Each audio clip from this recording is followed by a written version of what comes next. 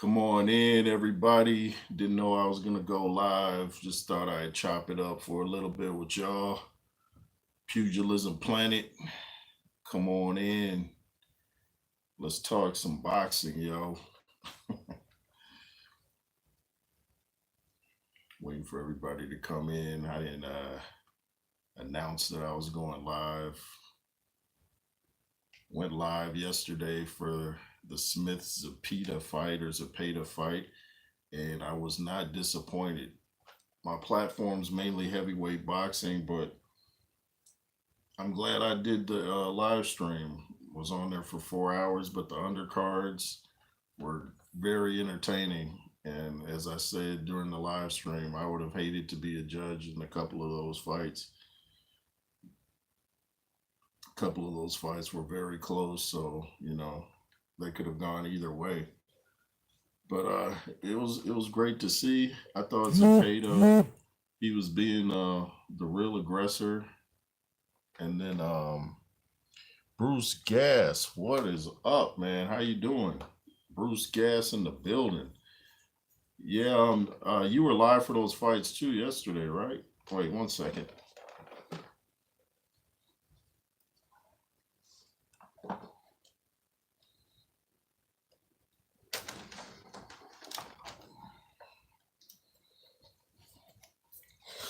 All right, I is back.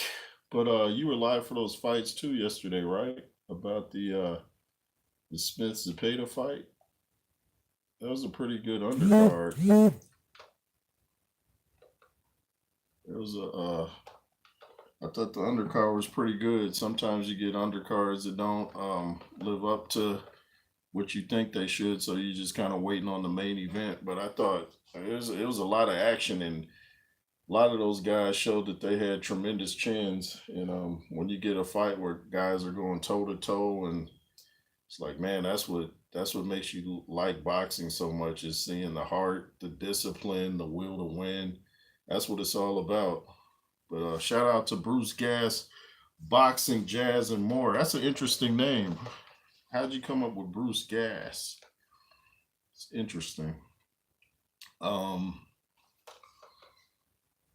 I like the Campbell Hatton fight. Yeah, that was a real good fight, man. Yeah, that fight was pretty good. That I thought Flint squeaked it out too. I thought he came on later on. I thought Hatton won the earlier rounds, and then it seemed like Flint was picking up steam, and he started to he hurt Hatton in one of those rounds, and anytime he connected with Flint, seemed like it woke Flint up. But I kept saying for Flint to stay off the ropes, and the minute he would get off the ropes, he would have success.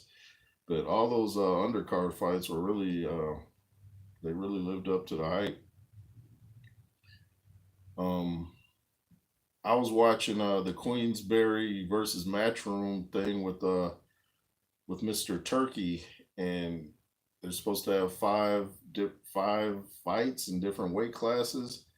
And what I like about Turkey is he really wants the heavyweight action. So of course Fury and Usyk won't be ready for June 1st, but they're trying to make sure. I think AJ might be on that June 1st card because Turkey wants to make some heavyweights in there. Eddie Hearn wanted some welterweights. Um, the thing that I found interesting, that Prince Turkey was saying something about saying like you don't necessarily have to pick fighters that are in your own stable. So I was like, how are they gonna pick fighters to be in the competition if they're not their promoters? So that kind of mixed me up. I thought they were gonna actually pick every. Oh, maybe they did. Maybe I was distracted. I get maybe they picked the weight classes today, but they're supposed to announce later at the press conference who the actual fighters are in the 5 versus 5. You know what I mean? So it'll be Matchroom against Queensberry, aka Eddie Hearn versus Frank Warren. Who would win that fight? Frank seems confident. I seen Eddie box. Eddie got hands. I like Eddie Hearn though. But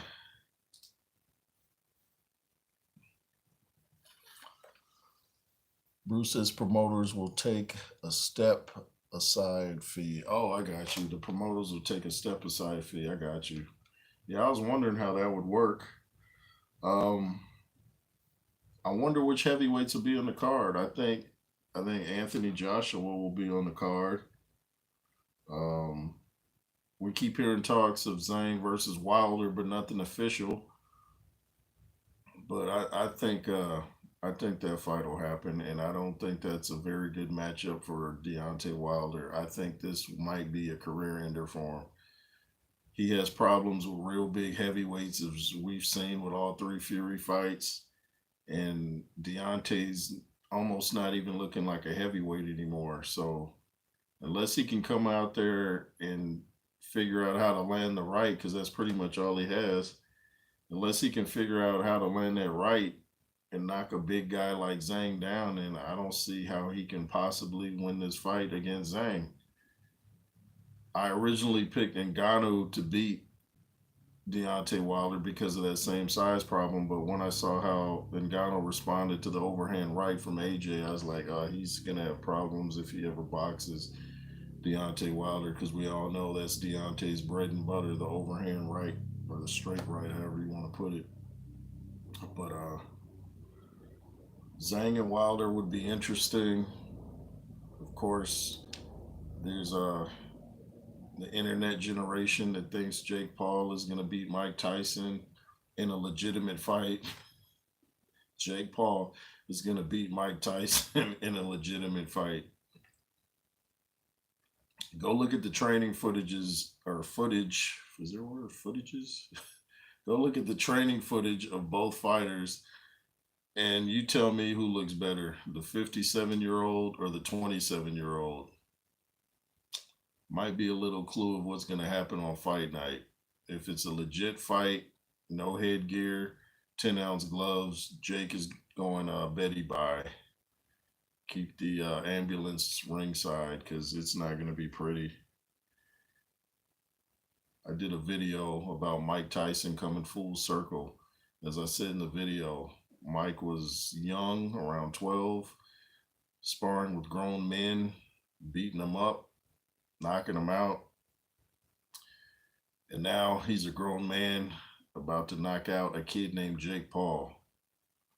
So he's come full circle. If he could do great things at a young age, he can do great things at an advanced age. And he's looking like he's in great shape. He's not doing his podcast anymore, and I think that's so he can focus on this fight. I think he wants this probably to be his last fight, and then he's going to call it a day. And like Chael Sonnen said, and I don't agree with a lot of things Chael says, but like Chael Sonnen said, it's not about money because Mike Tyson was offered, I think he said like $20 million to fight Evander Holyfield after the Roy Jones exhibition, and he didn't take it. His wife didn't want him to fight anymore, so he turned that down. And he's only getting like $10 million from what I understand to fight Jake Paul. So it's not about money. He just likes to fight. And he's not having any more podcasts. He had some interesting shows. There was one where you remember the one with TK Kirkland, the comedian, was on there, and he said something to Mike, and Mike just flipped and was like, "Don't tell me what to say." Dropped the N-bomb on him, and then TK Kirkland got real uncomfortable. He tried to play it off, but Mike just got serious on him real quick. Then I remember when Mike had the breakdown on the show, almost like Rocky Balboa, where he's saying there's a beast inside, like meaning he wants to fight. Saw the show with Sugar Ray Leonard and Thomas Hearns and them on there. He had Shannon Briggs on there. And did he have Shannon Briggs? Yeah, I believe he had Shannon Briggs. It's been a while since I've seen it.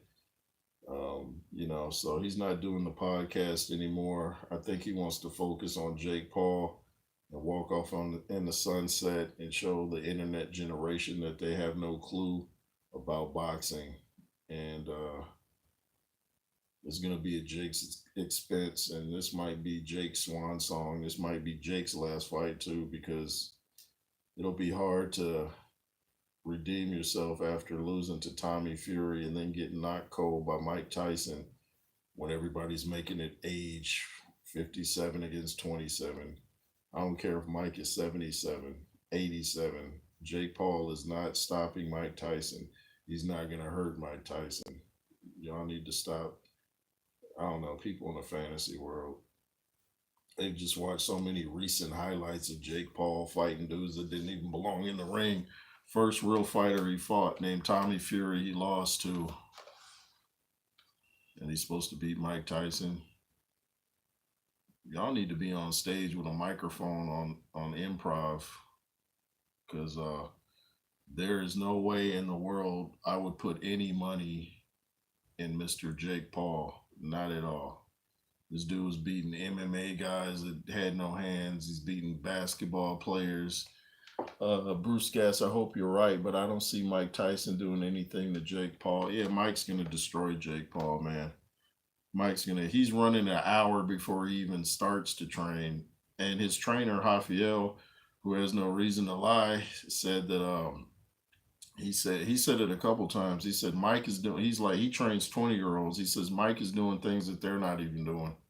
Mike is not the average guy. Mike is a special fighter. He was born to fight. Jake Paul just thought he'd try it out. And a dude that's born to fight is going to be the guy that's just experimenting every time, you know.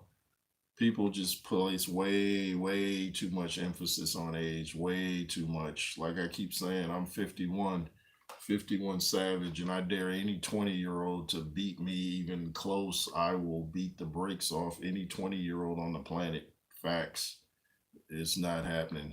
There's no way. That's like, it's not. I feel like I let a kid beat me up or something. A 20-year-old? That's wild.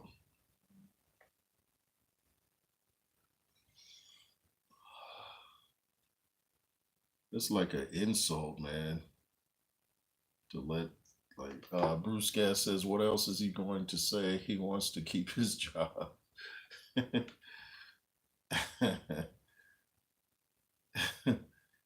Bruce Gass in the building, man.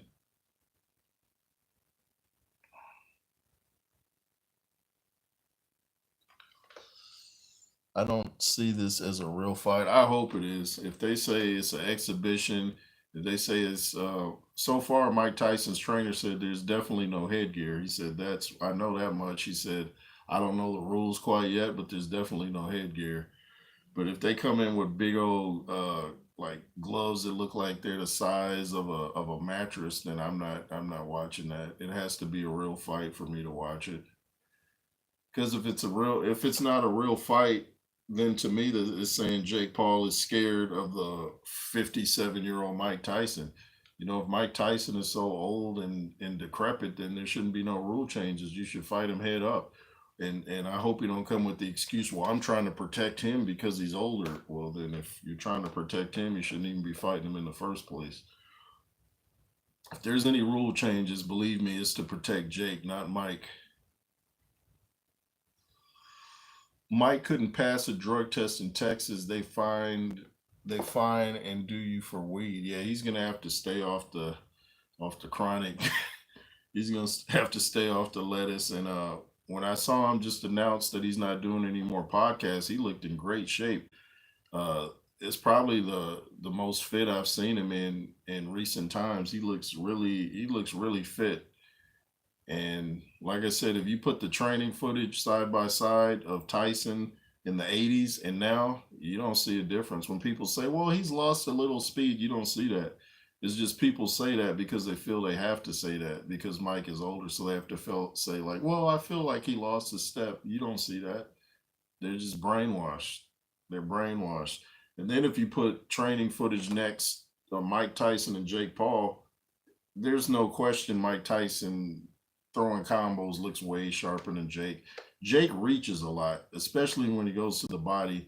If he reaches against Mike Tyson, he's going to get a hook that he ain't felt in his whole career. It's going to put his lights out. He's going to get an uppercut or a hook or a body shot to the ribs, and he's going to be like, oh my goodness, let me go back to making YouTube videos. He said, Bruce says, don't buy it, bro.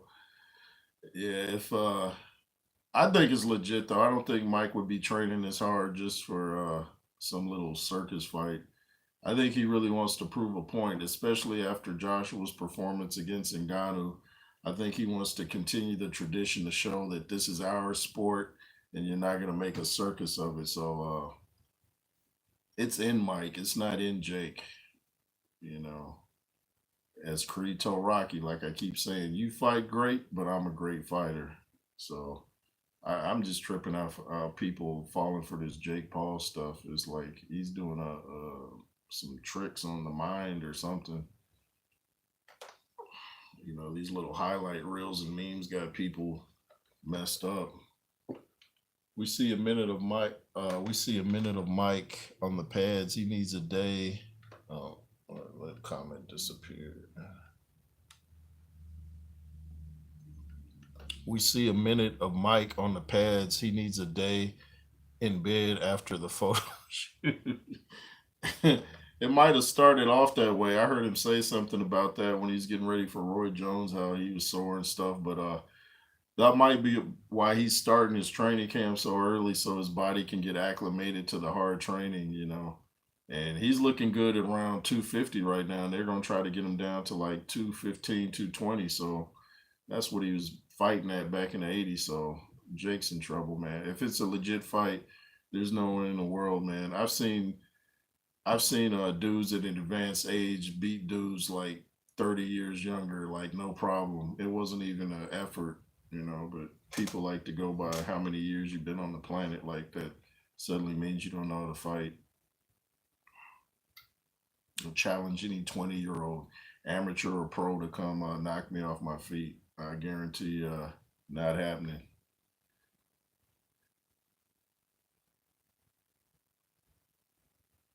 Just about everybody I used to spar with was way younger than me. And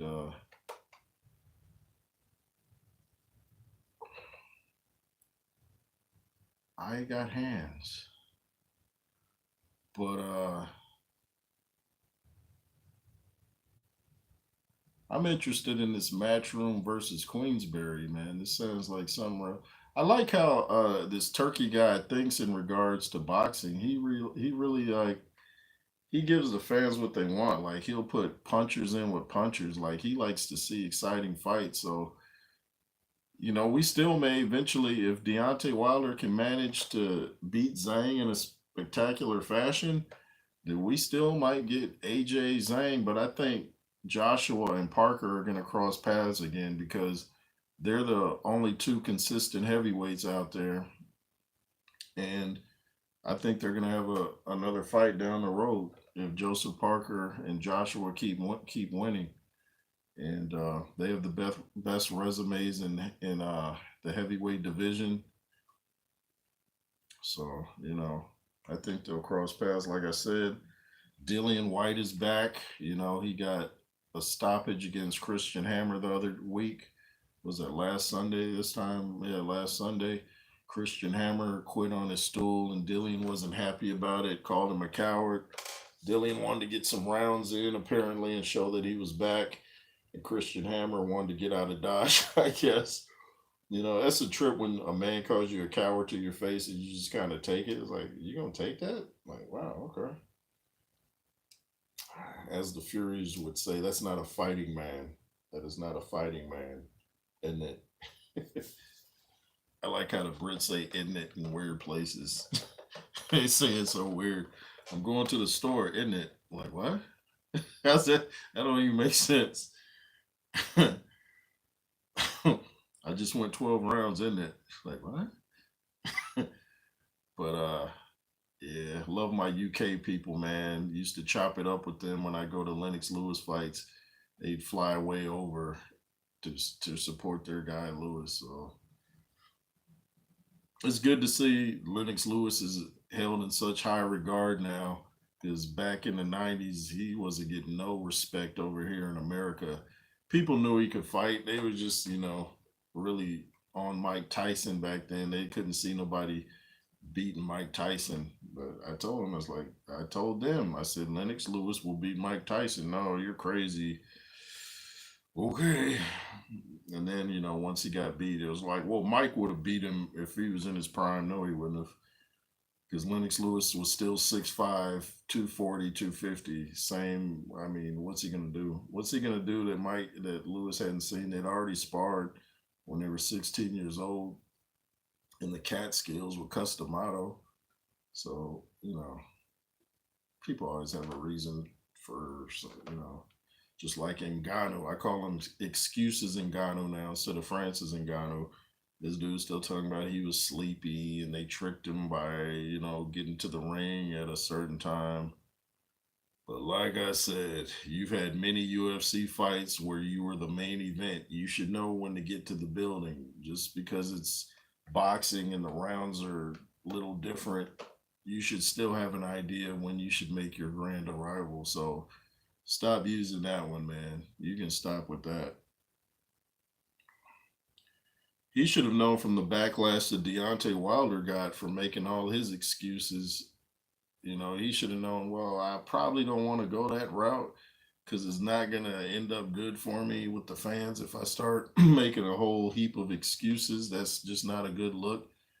I keep saying, even if you think it, doesn't mean you should say it. Now, you might think you were sleepy, you might think they tricked you, but you don't have to verbalize it and say it on interviews, because then you come across as salty and you're not admitting that you had shortcomings.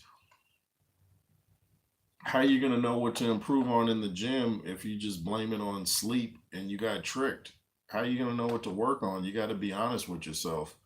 You got to be honest and realize switching to southpaw wasn't a smart move. You got to learn better head movement. You got to learn better defense. You got to learn better hand placement. So, Quan Big Guns, salute to you, sir. Quan Big Guns is in the building with the big guns. Yay. He says, just woke up. Did any fights happen yesterday? Yeah, I went live for the Smith Zapata fight, and those undercards were lit, and the main event was pretty good too. I didn't know if I was gonna go live for it since they weren't heavyweights, but I had some time, so I ran my mouth for 4 hours commentating those fights. But they were all great fights. I mean, toe-to-toe action. Toe-to-toe. Them dudes had some chins yesterday. They were taking shots on the cheek, the chin, the ear. I mean, man, there were some good fights. It was on DAZN. But I wonder if there are any... I know it's rare to find fights on Sundays, but Dillian White fought last Sunday, so I don't know. I don't think there's any fights today, though. But, yeah, man, it went down in a major way. We're just talking some pugilism, man. That's all we're doing. We need to see, what's that say? TC fight. You talking about Terence Crawford? Yeah, didn't Tim Zoo just call out Terence Crawford, even though he has a fight coming up? I would like to see Crawford fight Canelo, but I don't think that's going to happen. Andre Ward was on the Breakfast Club just going in on Canelo hard the other week. He was just talking about Canelo not taking big fights, and Andre Ward was not holding back on his thoughts on Canelo. People want to see you fight Benavidez. People want to see that. I think Benavidez wants Mr. Turkey to get involved and make that fight happen. He's frustrated with trying to get this fight with Canelo. It's not looking good for Canelo. And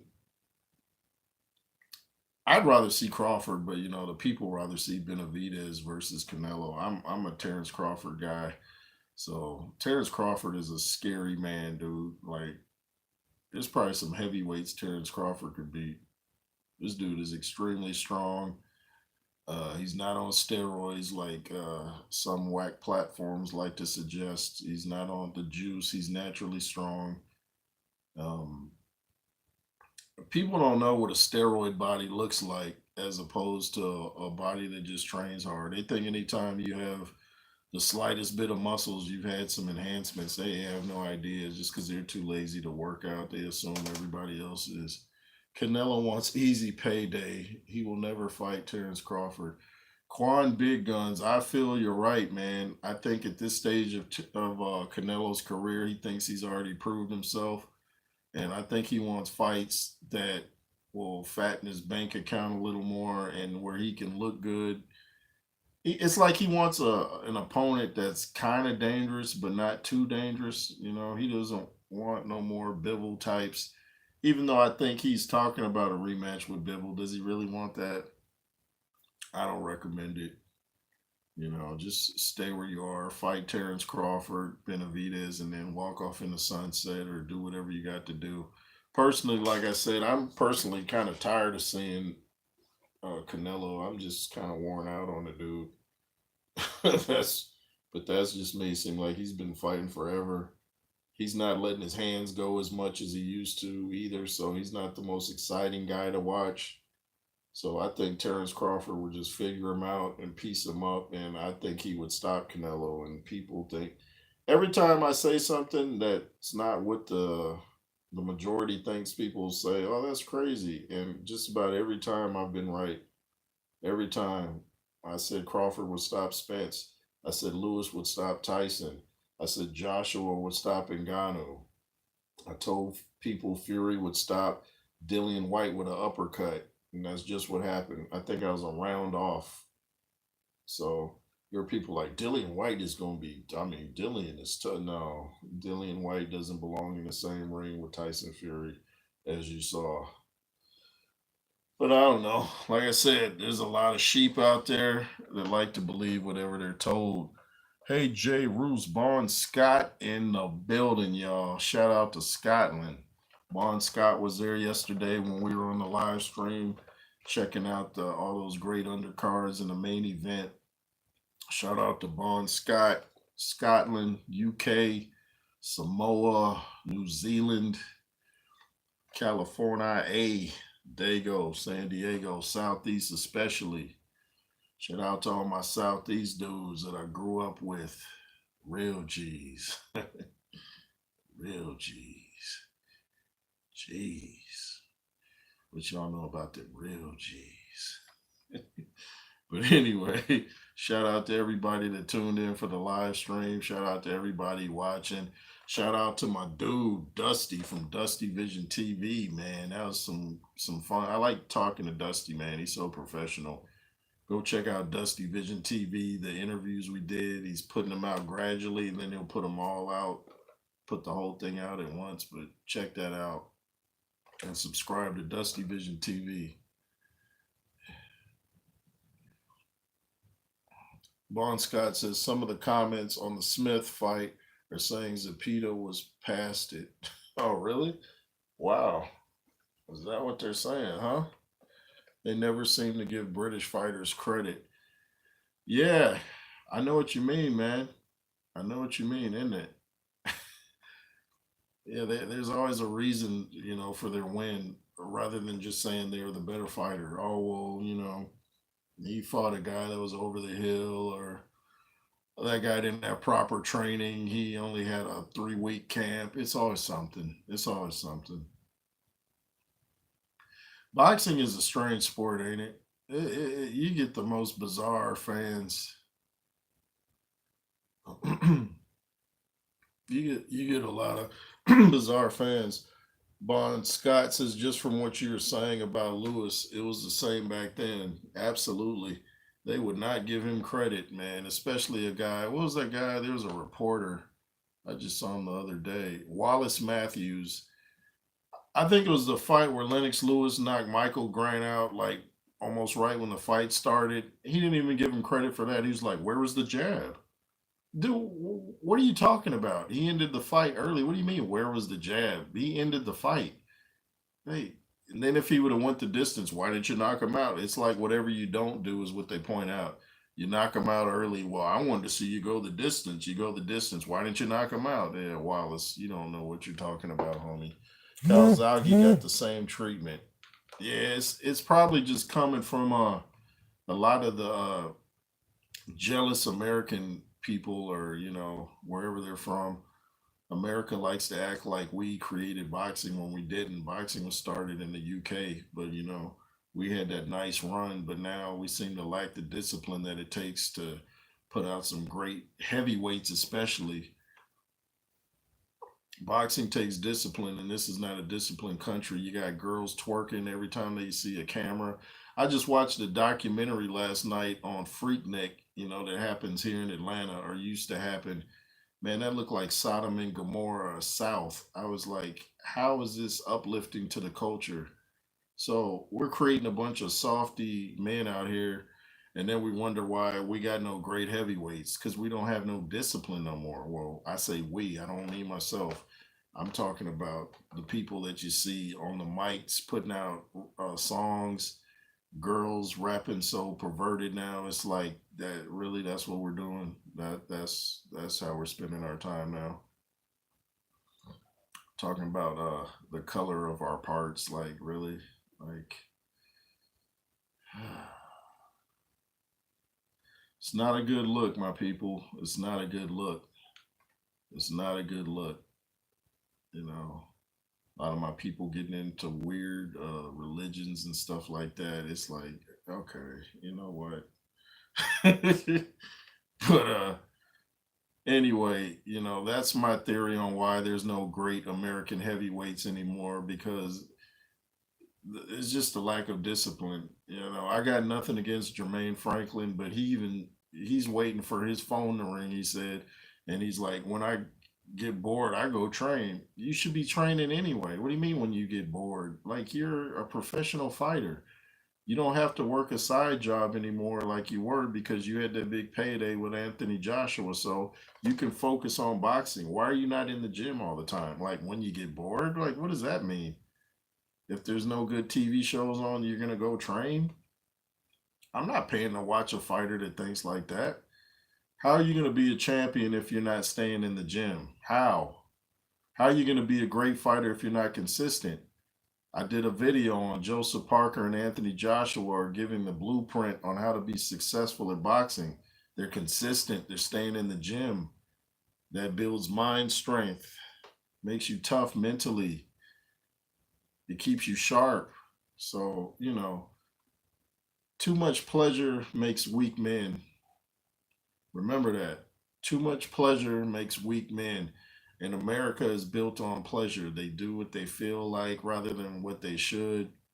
Why go to the gym, when I can go smoke and drink? Like, okay, is that helping you really? Why is everything destructive being promoted by my people? Why don't we hear any raps about, I went to the gym, I drank some some aloe vera juice. Why is it always I drank a 40, I'm getting tore up, I'm destroying myself? Why is destroying yourself cool? What's cool about destroying your body, your temple? You get one body and you're bragging about destroying it. You guys make no sense. You're puppets. You're being used and you don't even realize it. Speaking of rap, yeah, I went in pretty hard on Mr. Jason Whitlock trying to diss Tupac Shakur, calling him zesty. And then he tried to take a shot. He thought he was funny when he said he was referring to a Tupac song saying, only Bruce Jenner can judge me. Man, you so out of pocket with that one, Jason Whitlock. I mean, dude, like I said, he says a lot of things that I'm like, yeah, that makes sense. I agree with. But when he came at Tupac so hard, talking about Tupac was a psyop, and he questioned if he really got shot back in '94 in New York. Man, he acts like America needed a gangster rapper to shift the minds of the culture to keep the prison industrial complex going. Well, let me tell you this, man. We already had loads of gangster rappers in the early '90s. They didn't need Tupac. We had Spice One, we had Ice Cube, Sibo, 415, Richie Rich. Now, some of these dudes may not consider themselves gangster rappers, but they all talk about the same topic. So they didn't need Tupac to go. He's acting like he was an actor and that was acting zesty. Then all of a sudden, his voice got deep and he was rapping hard. He was 17 on the interview you showed. I'm sure your voice at 17 isn't the same as it is at 24 or 25, Mr. Jason Whitlock. Vaughn Scott said he probably thinks that was the real Tupac and not a hologram at Coachella. That's a great comment.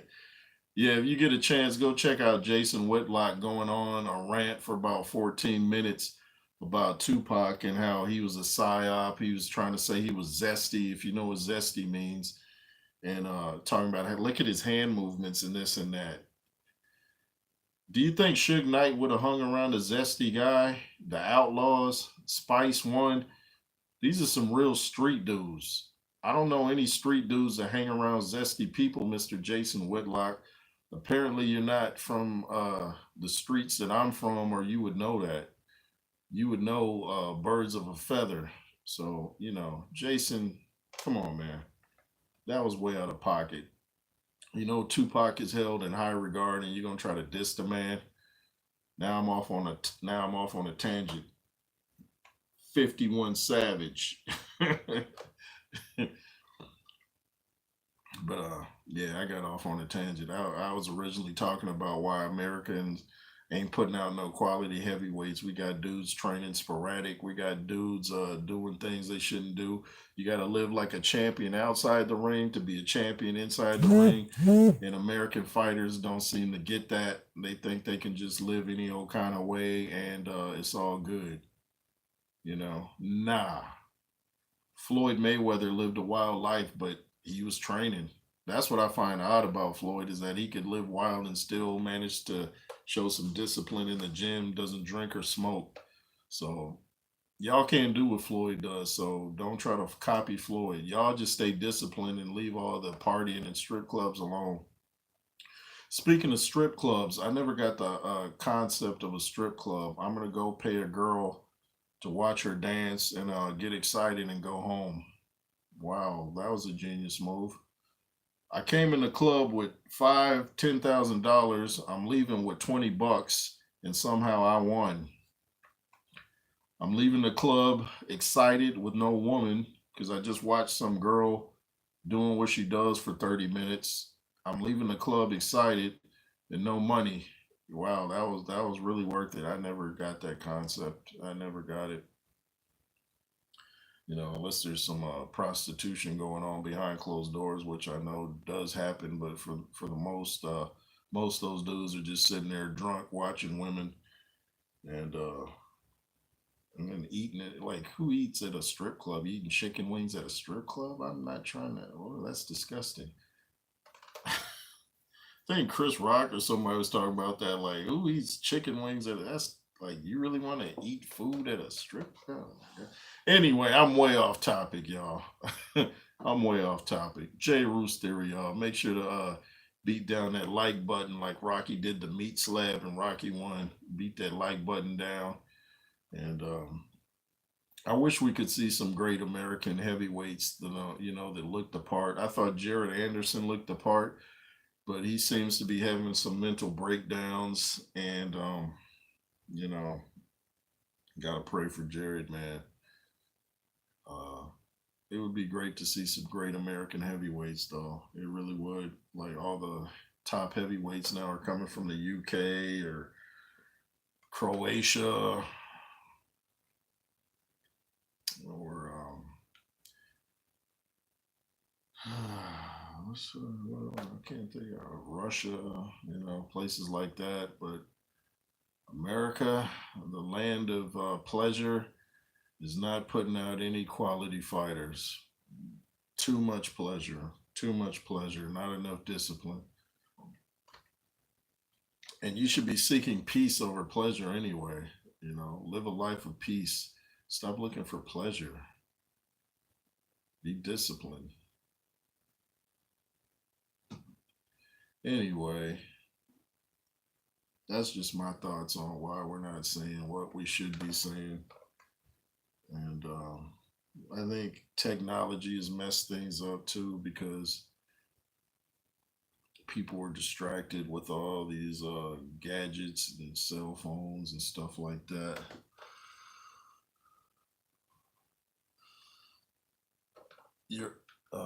Missed that comment.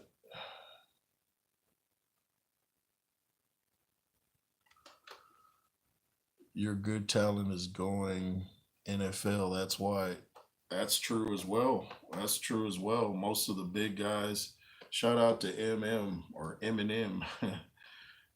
That's a good point too. Most of our big guys are going to the NFL, and if they get to be around 6'8", they're going to the NBA. That's a very good point because team sports is big over here, and I would like to see a lot of these guys just. There's some NFL players that have retired now, and they're trying to box, like Le'Veon Bell, Ocho Cinco dabbled in it, and I don't know if he still does it, but it'd be interesting to see certain. Like, imagine what a great heavyweight probably Derrick Henry would have been. That dude is massive, fast on the field, running people over. Derrick Henry, can you imagine that? And if you don't know who Derrick Henry is, type in Derrick Henry highlights, and you will be like, this dude is huge, huge. He would have been I'm sure, a great heavyweight. But like I said, team sports are big over here in America. Oh, 1 second, y'all.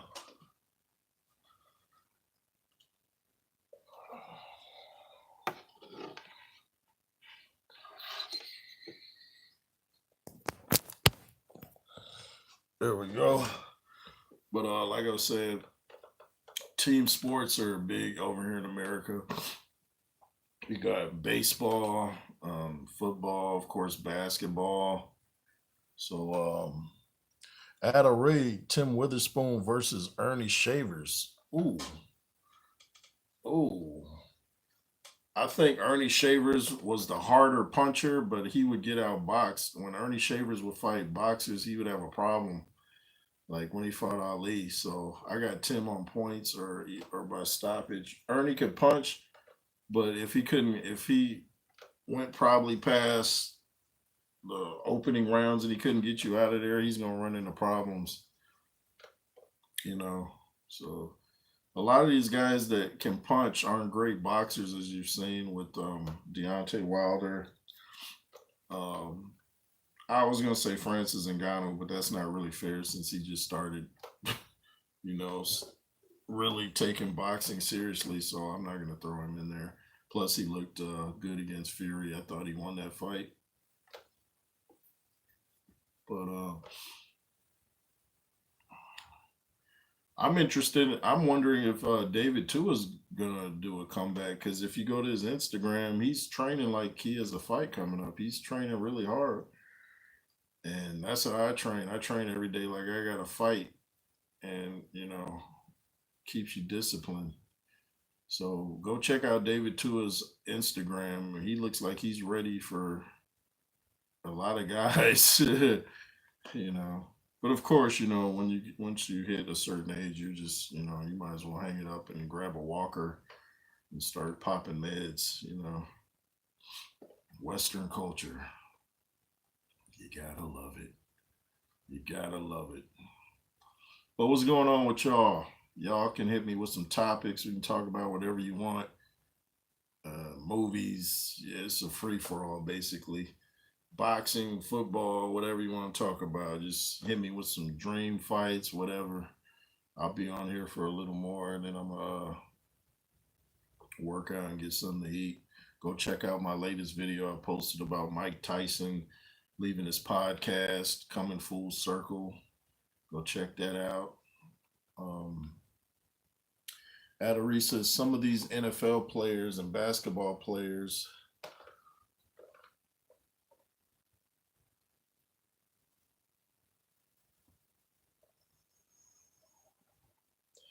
some of these NFL players and basketball players would be good heavyweight boxers. Absolutely. Absolutely. Derrick Henry, going back to the 80s, Chuck Muncie, a big running back for the Chargers. He was like 230. That dude would have been great. Um, there's a lot of guys that I can think of like I would have liked to see if they would have made great boxers. Apparently, Le'Veon Bell is doing okay. He was a former NFL running back for the Pittsburgh Steelers, and then I think he went to the Jets. But he looks like he's doing all right.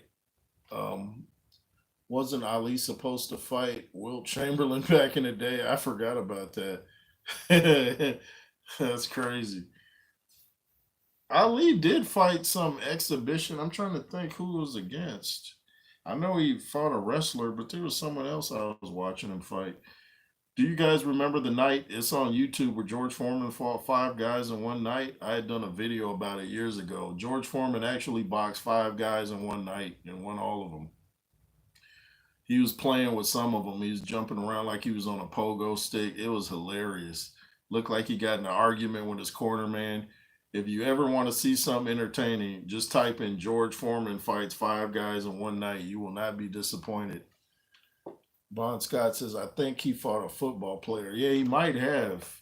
He might have because it was some fight I was watching that was like an exhibition with Ali. Eminem says, ha ha ha. Yeah, man. That was a funny night. George Foreman fought five guys. I think his reason for that was, I think it was after his loss to Ali, and I think he said he was trying to do something, like over the top to get a rematch going. He wanted to show that he was ready. Lyle Alzado, I don't think it was Lyle Alzado. I remember him though. He played for the Oakland Raiders. Maybe it was Lyle Alzado. Huh? Got me curious. Maybe it was. Yeah, Lyle Alzado was a big man.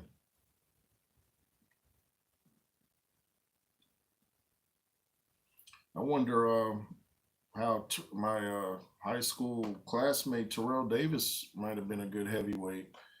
All is in shape. He's in shape now. Ended up Super Bowl MVP for the Broncos. He's in the Hall of Fame. Played college football in Georgia. So Terrell Davis might have been a great heavyweight. He would have been like Mike Tyson type because he's like 5'11", around the 210 area. But Terrell Davis was always fit in high school in the NFL. He's fit now. We're the same age, me and Terrell Davis. Go check his highlights out. Yes, sir. Oh, that's the link right there. Okay, thanks, man. I appreciate that. I appreciate that. So was it Lyle Alzado? I'll have to check that out after this stream.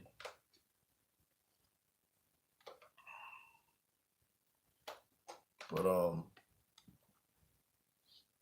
so it was Lyle Alzado. Wow, you were right. Y'all know your stuff, man. Y'all know your stuff.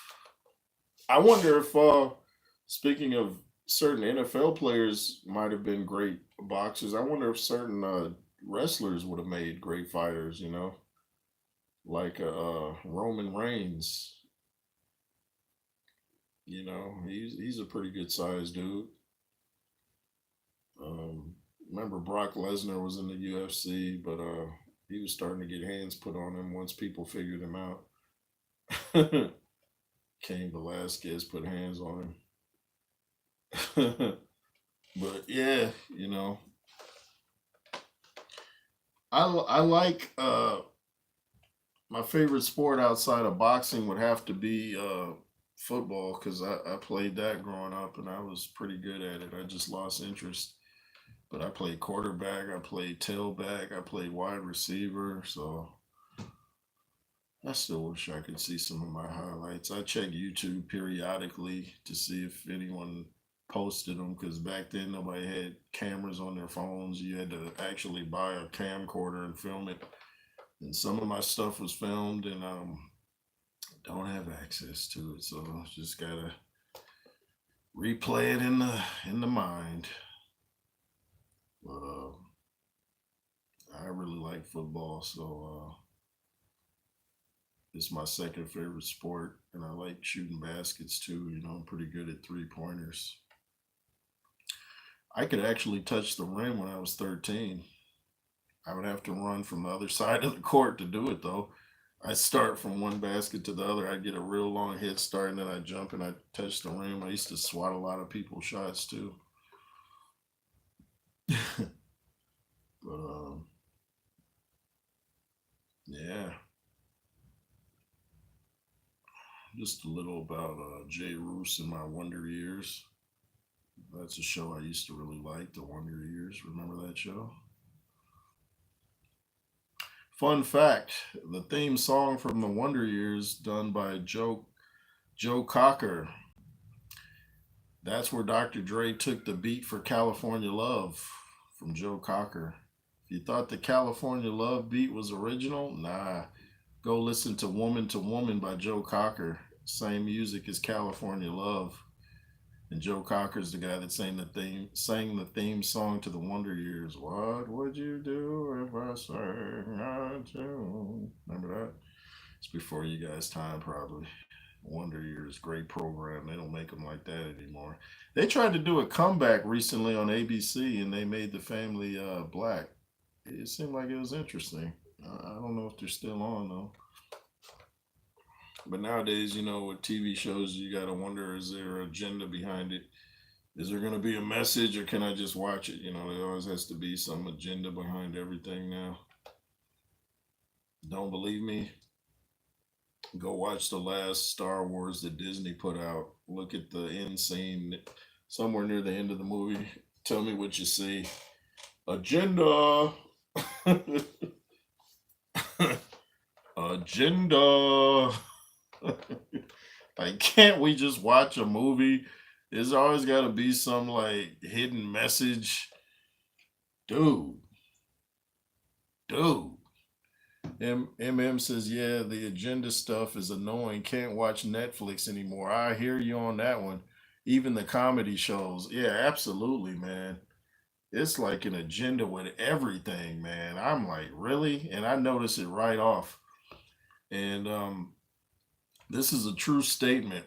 When you watch something, watch it critically, or else you're going to be brainwashed into becoming what you watch. That's why we see all these black chicks out here with hair like a mermaid, pink and red hair, because they copy and love in hip hop. They're becoming what they watch. You didn't see that in the 80s and 90s. You didn't see girls walking down the street with blue hair and fighting every time they see each other. It's ridiculous. Bon Scott said they had an old show in the UK called Steptoe and Son. Yeah, they remade it with the black cast, and it called Sanford and Son. Yeah, absolutely. Speaking of Sanford and Son, go watch an interview that Damon Wilson did on Comedy Hype. He's the guy that played Lamont. And Fred used to call him a big dummy on the show. This dude is no dummy in real life. He can tell you everything that's going on in the industry. The dude is close to 80. He still looks better than ever. I think he looks better now than he did, back in the day. And he's a tough guy, man. Still does his sit-ups and, works out, plays golf. And he said they used to bring pistols to the set of Sanford and Son. He said he was mobbed up back then. He had he said he was mobbed up and he had ties to the mob back then just for protection. So Damon Wilson is a tough guy. He's written books. Go check out his interview on Comedy Hype. And he was kind of letting the interviewer and have it. He was like, "You didn't do your homework." He just tells it like it is, man. But yeah, Steptoe and Son was first, and a lot of shows in America were taken from UK shows. Even The Office was originally from the UK. I like The Office in America much better. I don't like that main dude from the UK Office. He's an atheist, which makes no sense. I've done videos on atheism. It makes zero sense. Atheism is like watching a movie saying nobody made it. It just put itself on the screen. There was no director behind it. Yeah, Ricky Gervais. Yeah, I don't like what that dude stands for. Basically, an atheist is just saying I want to be able to do what I want without having to answer for my sins. No, you're gonna have to answer for your sins, homie. Blue Ray in the building. Steptoe and Sanford, two great shows. Sanford and Son is so funny, man. It is. That's one of them shows that stands the test of time. One of my favorite shows and it was only on for 3 seasons. Was The White Shadow. It was about a high school basketball team in LA. That was a great show, man. The White Shadow. They got episodes on YouTube. I got some on DVD. Great show. Favorite show of all time? Dallas. The Ewings. Best writing ever. Best acting ever. Patrick Duffy, Larry Hagman, Linda Gray. Nah, dude, it's about evidence, nothing to do with morality. What are you talking about, Mr. Alex? Fill me in on what you're talking about. I would appreciate it. What do you mean it's about evidence, nothing to do with morality? I'd be interested in knowing what you're talking about. Are you talking about the atheist thing? Oh, well, if you're talking about evidence, the evidence is all around you. You think water just formed itself? Like, what are you talking about? Red Fox comic, great. Dallas was brilliant. I agree. I got every season on DVD, man. I've watched them over and over. Alex was on about Ricky Gervais. Just the Gervais comment on atheism. Yeah, but when you say there's no evidence, all you have to do is look outside. And when people say the Big Bang Theory, let's say the Big Bang Theory is true. Who created the Big Bang? Somebody had to create it. You ever seen something that was formed without a creator? Just a question. Everything I know that's made had somebody made it. Think about an ant. How can something that small have a heart? You can hardly see an ant, yet it has internal organs. Like, how does that happen? Religion is faith, but we came from creation. Oh, Knots Landing. Yeah, you're right, Blu-ray, by the way. Yeah, yeah, yes, Yah is the creator, Yahweh, Yeshua. Yeah, Knots Landing, man. I can't even find more than I have one season on DVD, but they don't seem to put those out. And I can't even find episodes online. Eminem says he did call out the pedos at the Oscars at least. Oh, did he? And the Epstein stuff. I went from religious to atheist back to religious. Without God, you let the yeah creep in. Yeah, yeah. Who created the creator? He has no creator. He is the creator. See, we're in time. He's outside of time. Eternity. It's like watching a movie. If I watch a movie, that movie's an hour and 30 minutes. I'm not in the movie. I'm outside the movie watching it. But we can't really understand that because we're not in eternity right now. We're in creation. Yeah, I know what you meant, man. But yeah, just how the human body is made shows there's a creator. You think you just happen to have eyelashes, the eyelashes to help keep particles out of your eye. I mean, look at the little capillaries and arteries. Everything on your body is there for a reason. So that's a creator, man. That's a creator. And how come everything the scriptures prophesied is coming to pass? Everything it said is actually happening. What are the odds of that? Is that a coincidence? I know it's not. Outside the realm of creation, uh, God exists before eternity. Yeah, evolution by natural selection. So you believe in evolution? There's a scientist that was an atheist and he believed in evolution. And then when he did the research, he said it's really impossible because he went into detail about why that could never happen. There's no way we came from monkeys. If so, why aren't monkeys still turning into humans? Why did it stop? How come you no longer see like a monkey and on Monday and then by Friday his name is Steve and he's walking around? How come we don't see that no more? The Most High exists before darkness and light. Yeah, absolutely. But people only believe in what they see. We don't see our cell phone signals, but we know they're there or our phones wouldn't work. So you don't have to see everything in order for it to exist. I could feel a gust of wind hit my face right now, but I don't see the wind, but I feel the effects of it. So what I'm saying is just, we might not see the creator, but we see the effects of the creator. And to deny the creator is, like I said, it's like watching a movie and then saying it just came on by itself. Nobody produced it, nobody wrote it, nobody filmed it. We didn't evolve from monkeys. We and apes evolved from the same common ancestor. And who is that ancestor, Mr. Alex? I'm curious to know your thoughts on that. This is getting interesting.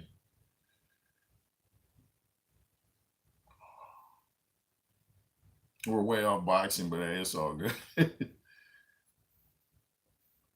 This is more important anyway. How you live now determines where you spend eternity. This is just a dress rehearsal for eternity. Blu-ray, we exist within creation, so we only know birth and death. Absolutely. You got that right, Blu-ray. Yeah. And we're not going to know everything until we're in the Shamayim, which is heavens, plural in Hebrew. We're not going to know everything until we get there.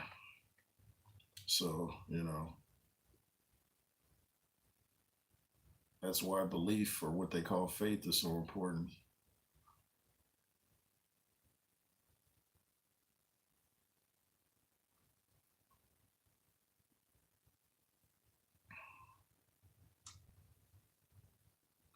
Who do I think will win, Usyk or Fury? I had Fury originally, but I picked Usyk now because I felt like Fury didn't want to fight, and I thought he must see something I don't see. And the fact that he's training so hard, I think Usyk wins or it's a draw.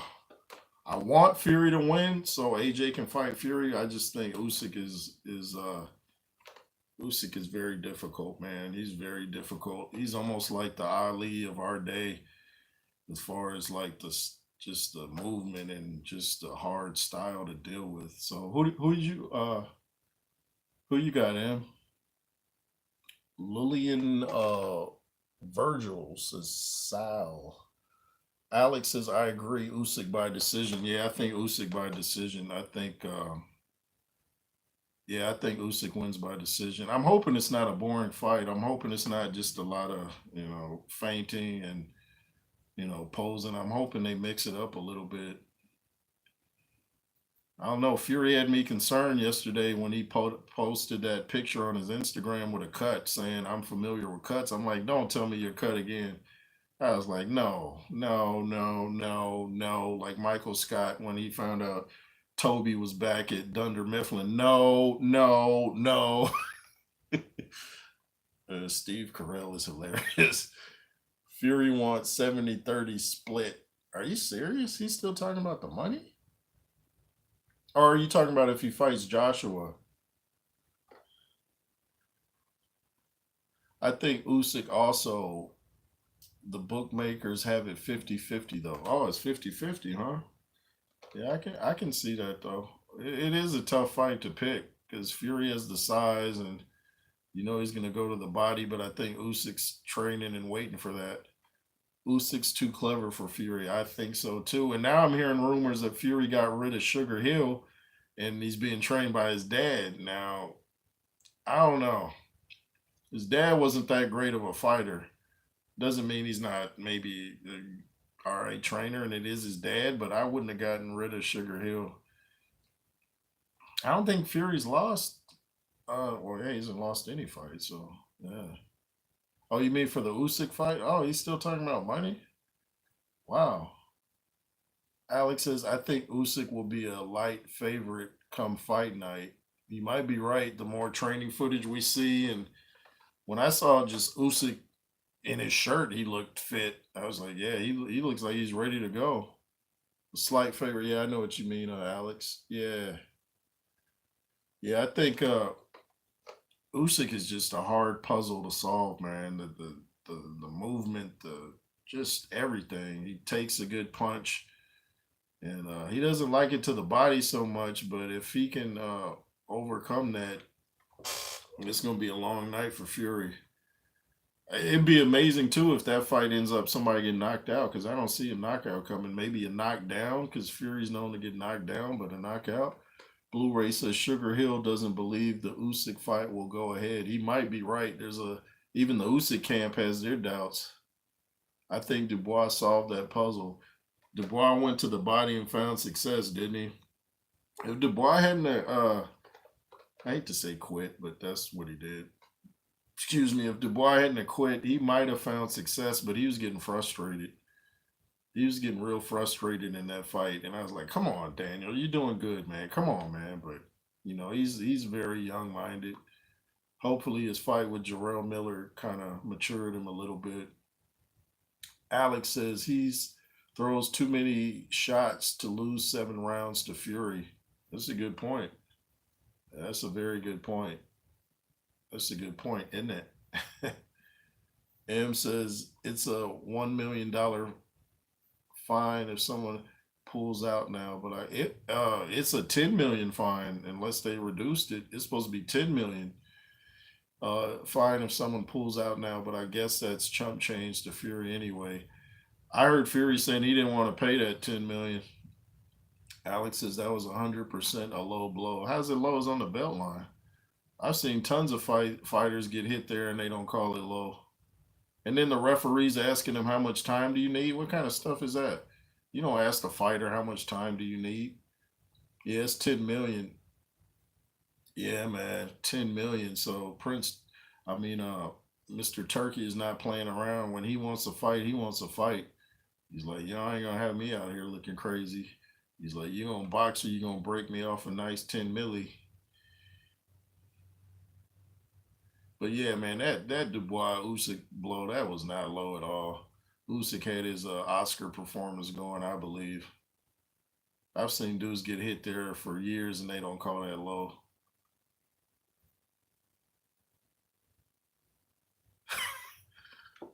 Alex, it's a I'll say Richard shot. Blu-ray says Usyk stamina and punch volume too much for Fury. Fury seems to have all right stamina though, but Usyk seems to get more stamina the more the fight goes. It's like he reaches the 8th round and he's more energetic.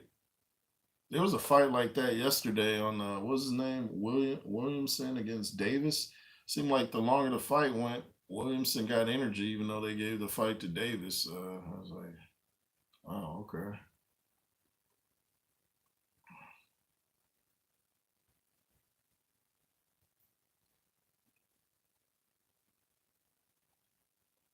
There's some good fights yesterday. I'm interested to see who's going to be in this Matchroom versus Queensberry 5-on-5. Prince Turkey made it clear that he wants some heavyweight action, some heavyweights. So AJ might be back. Mr. Anthony Joshua. What if Ngannou's back? Mm.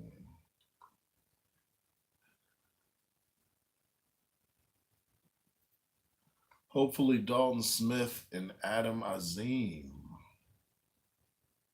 Okay. Okay. And Dalton Smith can really punch, man. I could tell the way he threw that right, even when he wasn't connecting. I was like, yeah, he's got some power. He's got some power. Alex says, what do you think about Wilder versus Zhang? I got Zhang by knockout, brutal. I think he's just way too big for Deontay. Zhang could have beat Joyce if he had some energy, if he hadn't come in so heavy. I said Joyce. Zhang could have beat Parker if he had some energy. Because one of those knockdowns, Joseph was pretty shaken. He just didn't have no energy. So if he comes in lighter, it's going to be Deontay looking worse than he looked in the second Fury fight, I believe. But who you got, Alex? You got Wilder or Zhang? I got Zhang. Usyk accepted the ridiculous 70-30 split as he wants that scalp. Yeah. Yeah, Usyk just wants that smoke. Alex, you got it the same. Yeah, I think Zhang is too much. I told people for years Deontay can punch, but he's not the hardest puncher in history. Like even people that I like Teddy Atlas. I like Teddy, but he says a lot of wild stuff. He was calling Deontay the hardest puncher in boxing history. I'm like, no, you're only as good as your resume. If you're knocking out C class opponents, you can't say that he's a harder puncher than a George Foreman, a Mike Tyson, Lennox Lewis, David Tui, Evander Holyfield. They were fighting top guys, stopping them. How about Parker Joyce too? Oh man, I got Parker in that. I got Parker because I understand he had some health complications, but he wasn't even using that as an excuse. I heard it from other people. Yeah, I think Parker. Joyce seems to kind of plateaued in that. I don't know about Joyce. He's taking a lot of shots. Bon Scott says they call him that, but it's never been scientifically proven. What you? What were you talking about, Bon? I lost my thought. Zhang was easy against. Zhang wins easy against Wilder. Blu-ray. So I believe so too. Zhang takes a good punch, and Joshua had him down in the Olympics, but that was a long time ago. That Zhang has improved drastically since then, and Zhang is one of them fearless dudes, and I think he just gets Wilder about it. I don't even think Wilder really wants that fight. Just guessing from his antics. Alex says Teddy is way too dramatic with his takes. Yeah, Teddy be going in. He knows a lot though, but he be saying some stuff. Like I said, I really liked his book. I heard it on Audible. He and Shannon Briggs got into a fist fight with some racists, and it was interesting, man. Teddy's a tough guy. He reminds me of like one of these old mafia dudes from the movies. But yeah, Teddy's a dramatic dude. Remember him in Michael Moore's corner? He was like, "Oh, don't come back to this corner." Even Larry Merchant was getting tired of his screaming in the corner. Blu-ray says Joshua hits just as hard as Wilder to me. I think so too. Last couple, the Hellenius fight and then the Ngannou fight, he's stopping people with one punch. People always say, his punch isn't quite as hard. It takes an accumulation. Not so. Not so. Bon Scott about Wilder being the hardest. Oh, I see what you're saying. I'm sorry, Bon. Yeah, I lost my thought. Yeah, yeah. Wilder's not the hardest puncher. His resume is terrible. His people were trying to protect Wilder from Klitschko. He should have fought Vladimir Klitschko, but his people knew he would get blasted. He got knocked down by Klitschko in sparring with a body shot.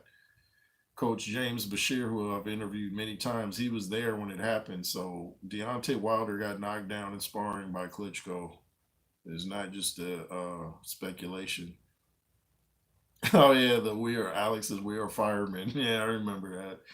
We are firemen. Remember when he told him his son was on the phone? And Michael Moore said after the fight, he's like, I knew that wasn't the case. I knew my son wasn't on the phone. I think he said it was his bedtime or something like that. But Ted, man. Ted is an interesting guy, man. I hope I can meet Teddy Atlas someday. He's funny too, man. If you ever get into a fight in public, I would want Teddy with me. I know people were like, yeah, but Teddy's age, yeah, Teddy's tough, man. Teddy's tough. Wilder has no desire now. It's obvious. It's kind of looking like that. It's looking like he's more interested in smoking his ayahuasca and making music videos that nobody's listening to. Yeah, it's once you start doing stuff like that, it's like now, bro, you're kind of risking your health because you're playing with boxing. You don't play with boxing. Freddie Roach kept Wilder well away from Klitschko.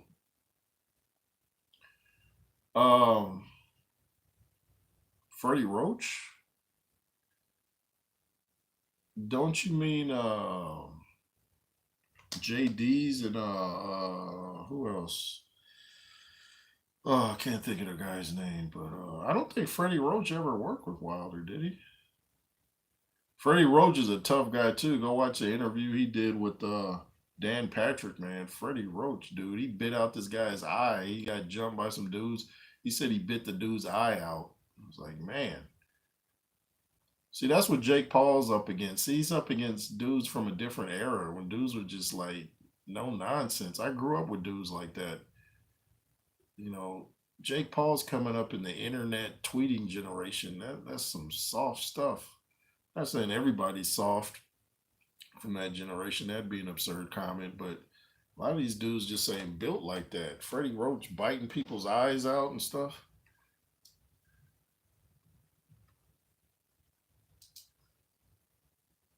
You mean Shelly Finkel? Shelly Finkel. There we go. Shelly Finkel. Thanks, Alex.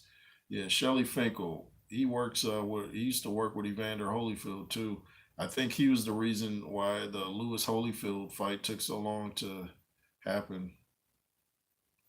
M M says, "What's the news with the Tyson fight? Is it sanctioned as a professional bout? They're trying to do it.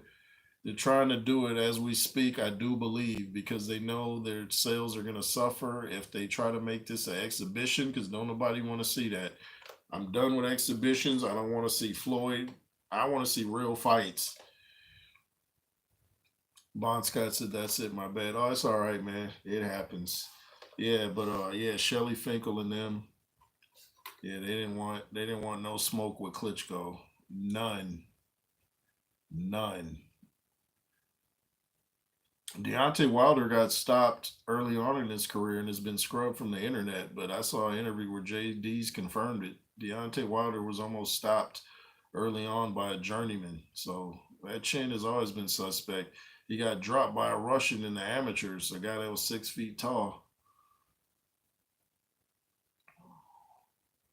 Alex says the Tyson Paul fight will be a friendly tap tap exhibition with 12-ounce gloves. Man, I hope you're wrong, Alex. If so, I'm not. I'm gonna try to go to that fight if it's legit. If they just gonna be in there playing tag, I'm not watching. Why even train for that kind of thing? You remember the Roy Jones NDO champ garbage? What was that? What was that garbage, man? Like they tried to make that like a video game. I did a video about that on my NWJ platform, got over 35,000 views, a 2 minute video. I was just like, what was that?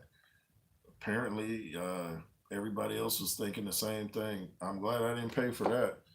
Wilder, Blu-ray says Wilder's pretty fiance's got his full attention now. What did Mickey tell Rocky? Women weaken legs. You stay away from that pet shot dame. Yo, Adrian. Adrian. Yo. Yo, Adrian. Exhibition is boxing, real fight is better. Oh, exhibition is boring, real fight is better. Yeah, absolutely. Absolutely. Rocky Balboa, the Italian stallion. If Jake Paul knocks out Tyson, I think I will cry. Yeah. If Jake Paul knocks out Tyson, man, I will be like, what just happened? What just happened? What did I witness? Yeah, I'm gonna have to say Jake is the real deal if he knocks Mike Tyson out. I'm gonna have to say Jake is the real deal, and I'm gonna eat my humble pie on camera. Jake Paul is too legit to quit. Dun, dun. Too legit. Too legit to quit.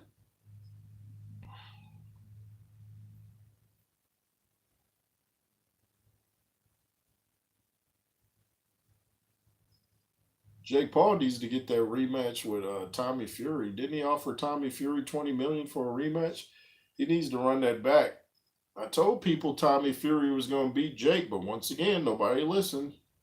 It's Jake Paul. I think people just like the name Jake because it sounds kind of hard. Yo, Jake, man, that dude's crazy, man. You guys see Jake? That's a name. Too legit. Too legit to quit.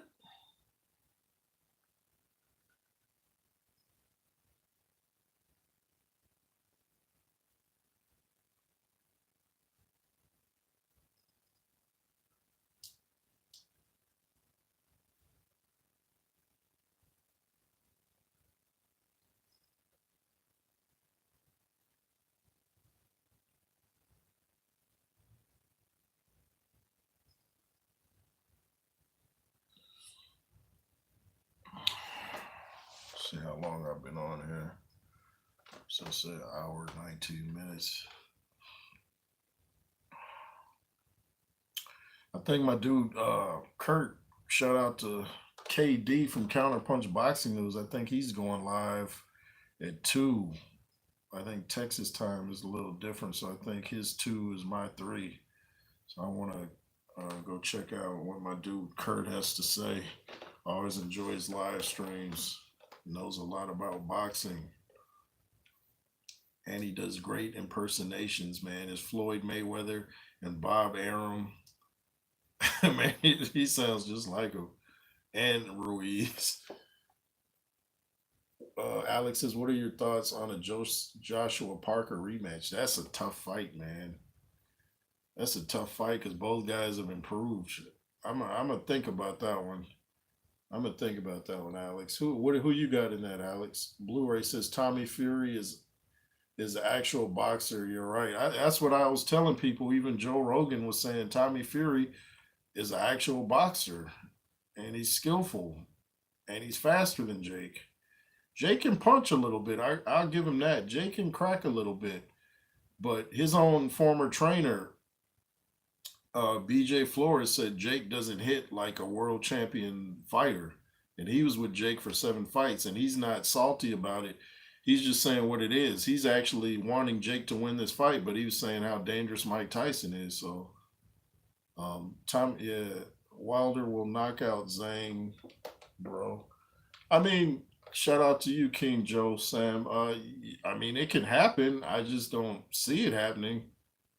I think the biggest guy Wilder stopped was Brazil, and Brazil don't take a punch like Zhang. And Zhang can punch because ain't nobody put Joe Joyce on his face but Zhang. So how's Wilder going to respond to that power of Zhang? And he's a lefty.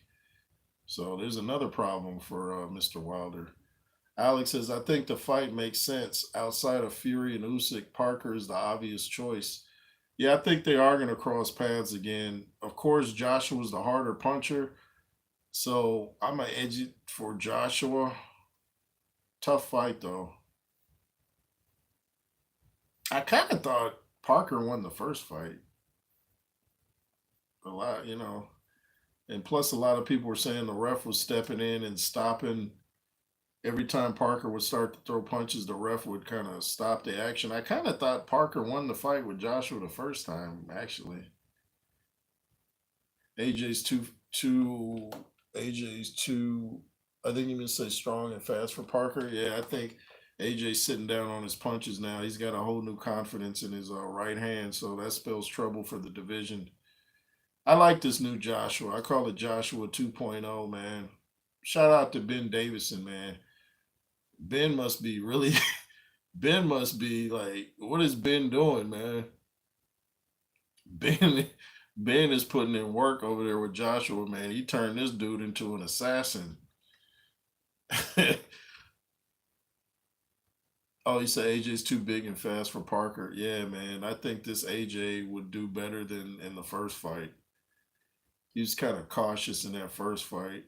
It's like, I think he hadn't been the distance to that fight, so he wanted to kind of pace himself. And, that fight went to 12 rounds.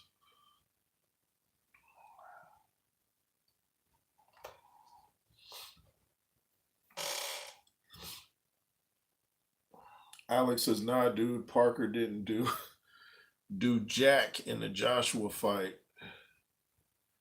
You're talking some nonsense there, all due respect. So I'm going to have to go back and watch it, but I remember watching it live and I thought Parker outlanded him. Maybe I'm wrong. I will go rewatch it and get back with you on that. King Joe says Fury is going to knock out Usyk. What you think? Bro, he's going to win anyway. Fury goes back to roots. What is that? Fury goes back to roots like the days working with Emmanuel Stewart. Oh, you're talking about, yeah, but I hear Fury might be working with Big John Fury now instead of Sugar Hill Stewart. So Do you still think Fury's going to knock out Usyk if he changes trainers? That changes the whole dynamic. And I don't know how good of a trainer John Fury is. He was an average fighter at best. But I don't think Fury's going to knock out Usyk. I don't even think he's really training to knock out Usyk. I think he's training to go the distance. I got Usyk, but you know, we will see what happens. The Furies are all fighting men, as they say, isn't it? Yeah, isn't it? I wouldn't recommend rewatching it unless you have trouble sleeping. So yeah, it wasn't a barn burner. It's kind of like Fury Klitschko. It wasn't something that was like, whoa, man. I'd just be curious to see how the styles matched up. Because they say styles make fights. I get so sick of that. I say hearts make fights. Another thing that Teddy Atlas said, power never dies. Chael Sonnen, who I hardly agree with on anything, says, "Oh, I don't agree that power is the last to go. Really? You said you wanted to spar with Jake Paul and Mike Tyson to see where they're at, Mister Chael Sonnen. So get in there with them and or get in there with the older puncher and see if power never dies. You will find out that it stays there. It doesn't go anywhere, providing you take care of yourself. Now, if you just chilling in the cut, then maybe your power does go somewhere."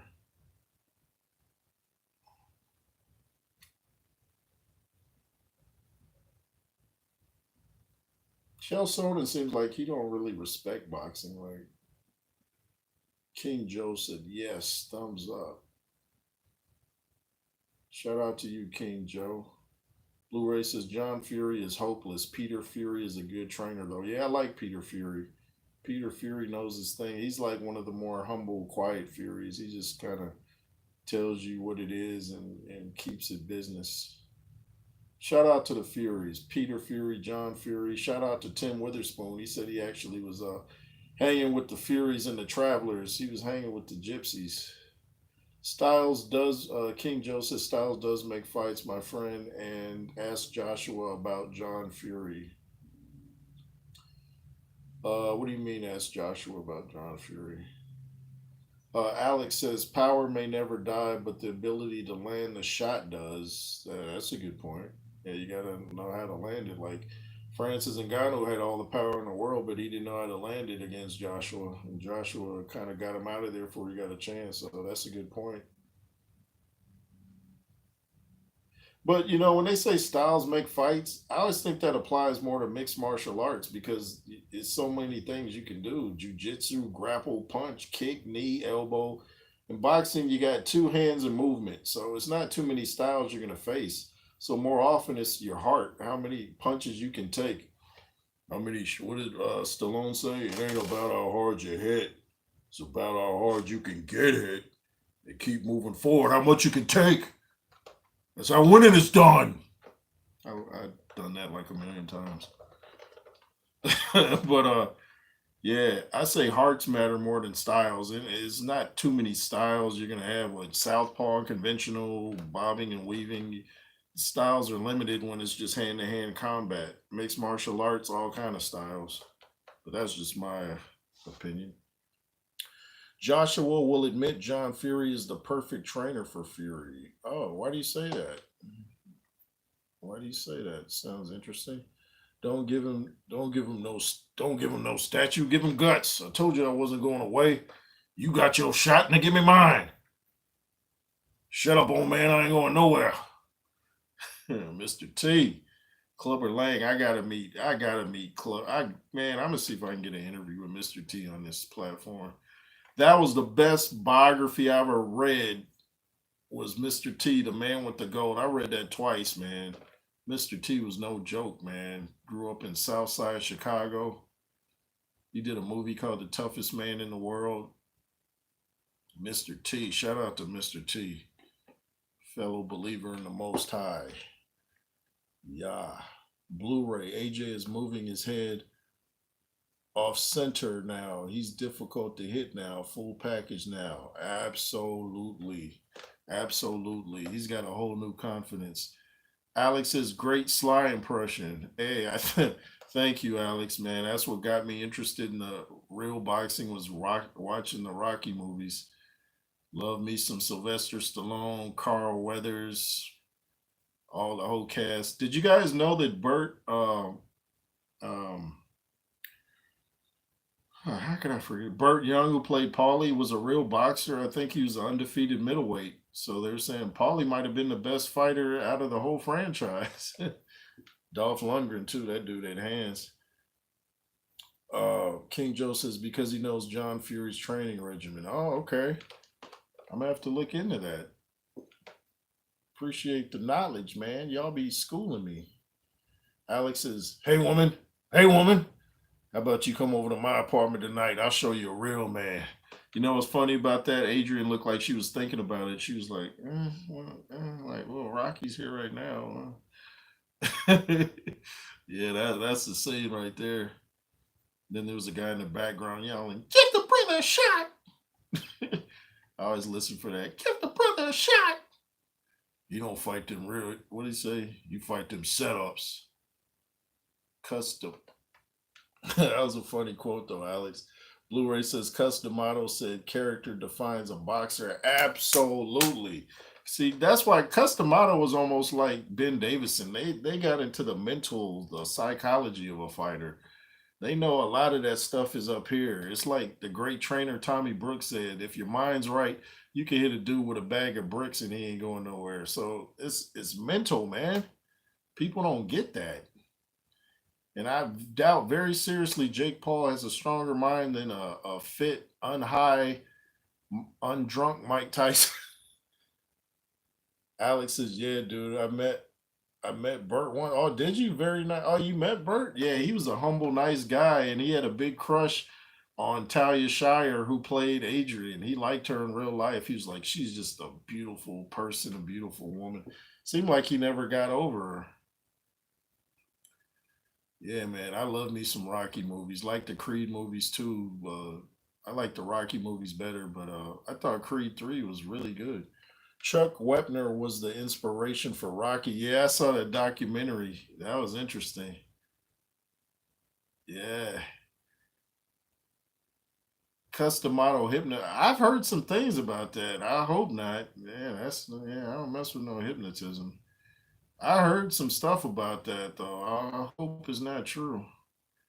I hope Ben's not trying that nonsense, man. Start Mark Nash TV. Thanks for tuning in. Gave me the three thumbs up. One, two, three. Go subscribe to Mark Nash TV. He's got a real great platform. And we both talk about all kind of stuff, not just boxing. Like I did a video, like I said, talking about Jason Whitlock trying to diss Tupac and call him zesty. I was like, man, right when I was done watching that, I turned on the camera and I had to address Mr. Whitlock going at Tupac Shakur. Man, you crazy? So somebody gonna put out a diss song on Jason Whitlock. Maybe I'll write some bars for Mr. Whitlock. Make you get got. Put your mouth on Ziploc, Mr. Whitlock. Lay you out live on TikTok. Bars. Bars. And I ain't talking about Alcatraz.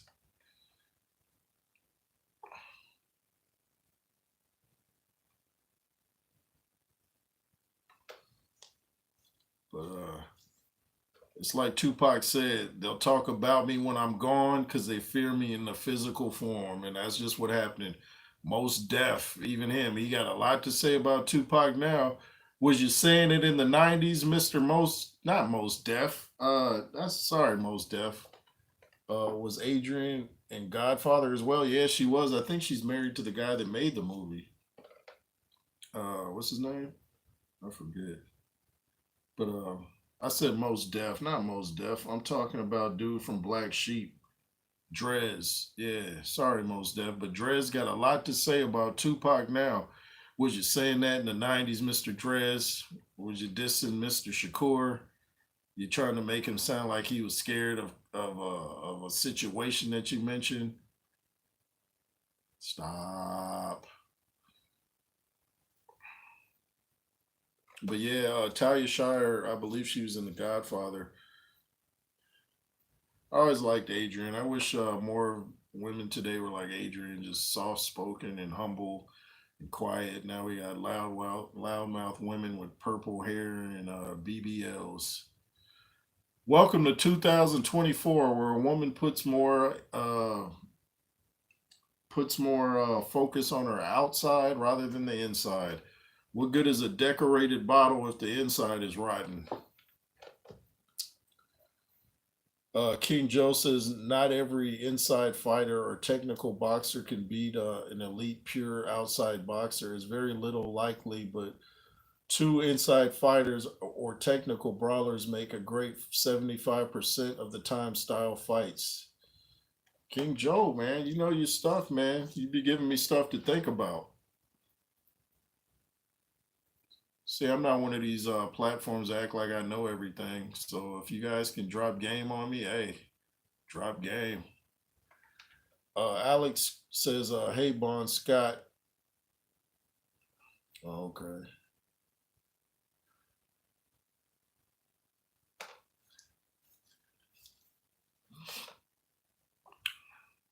but 50 Cent, and Tupac are similar. Yeah, 50 Cent. I forget what book it is that I read about him, but he was talking about an incident in the streets where some guy scared him so bad that he almost came full circle and became fearless. It's like he got so afraid that he lost his fear. But yeah, 50 Cent understands a lot about fearlessness. 50 Cent, Tupac are similar to fear, both crazy. Yeah. They said there was a story of 50 Cent rolled up in LA and there was a bunch of Crips and he would run over there and ask them a question and he was by himself in LA and 50 Cent is from Jamaica, Queens. So yeah, 50's a tough dude, man. And 50's knuckle game is nice, man. I think he might have been a Golden Gloves guy, but he's known for breaking jaws in the streets, man. Yeah, 50 Cent's knuckle game is nice. I would like to see a fight between the game and 50 in the ring. The game is like 6'5". Last time I saw him, he said he was like I think 280. The game is a big dude, and the game be knocking people out. I learned from you too, Mr. Russo. I appreciate that, King Joe. Iron sharpens iron, man. I appreciate that though. Yeah, man, you be giving me stuff to think about. So yeah. Like I say, the day you stop learning is the day you stop growing mentally. So you gotta be learning and studying and researching and reading books and finding out agendas and why somebody said this or that, you know. So yeah. But yeah, I would like to see the game fight 50 Cent celebrity boxing. I would pay to watch that. The game would have a height advantage and a weight advantage, but I think 50, I don't know, man. That's a tough fight.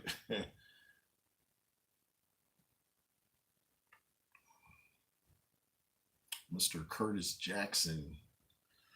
Curtis Jackson was actually, fun fact, the character in the show that I told you that I like, The White Shadow. Curtis Jackson. And of course, the game, Jason Taylor. I have a lot of Taylors in my family. My cousin used to wonder if he was one of the relatives, and we're all from California. Yes, I heard that 50 Cent can box too. Yeah, yeah, 50 Cent got hands, man. Even people that are enemies with 50 Cent says that dude was known for knocking people out. 50 Cent will win. He did boxing and still trains. Yeah, yeah. I've seen the game in good shape. He just seems like he doesn't stay in shape. It's like it's periodic. So yeah, I think 50 Cent might win in the ring. On the street, I don't know. Game's a very big dude. Some of the people I know from San Diego that were Bloods used to hang out with the game when he come to town. That's why the game had that line. I think when he was dissing what's his name? Forget his name, but he said, "I heard you and Tony Yayo got ran up out of San Diego because San Diego's a blood neighborhood." Oh, so he was talking about Spider Loc.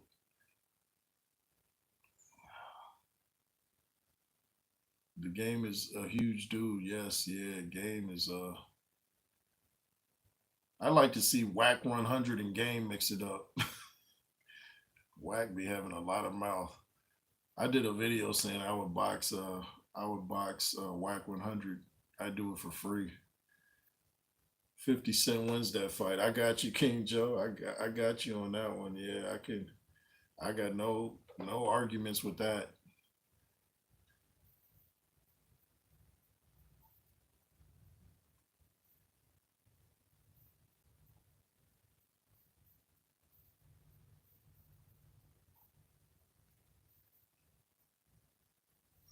You remember that video where the game what's that dude he beat up on the street and filmed it years ago, like 2012. The game what was dude's name? 40 Glock. He's like, you want to put me on the internet? You want to put me on the internet? Then you just hear and see that dude running. Poppy Mac in the building, 50 in the game, two people back then you would not. Let me see what you said. He said, two people you would not want to run into, especially at that time. Yeah, the game used to roll deep with Black Wall Street, and when people used to say game wasn't a real blood, I'm like, you guys obviously ain't from California.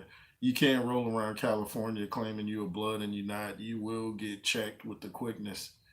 They don't play that in San Diego or LA. Southern California is not the place to pretend you're a gang member. So people are like, oh, he's not a real blood. Okay. From Cedar Block, Compton, I do believe he's what he said he is.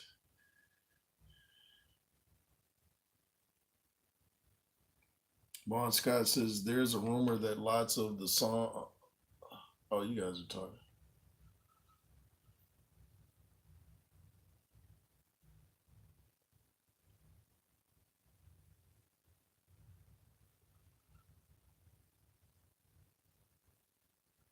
Alex says, who do you think had the greatest ring walk of all time? That might have to be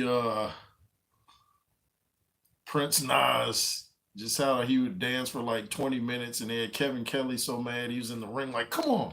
He's up there in the ring trying to stay trying to stay, build up a sweat, and this dude's back there dancing. So probably Prince Nas.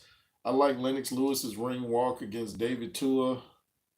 Oh, I like Lennox Lewis's ring walk against Francois Botha, where he came out. Yeah, I thought that was pretty hard. He had like 20 people around him, and he's the tallest. He just looked ferocious. But that's a good question, though. I'd probably say Prince Nas. Who you got on the ring walk?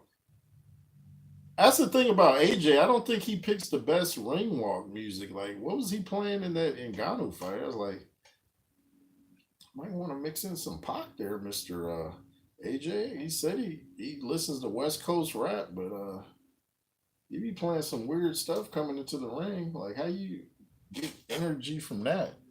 Poppy Max and Snoop got hands for a rapper too, but he's too skinny.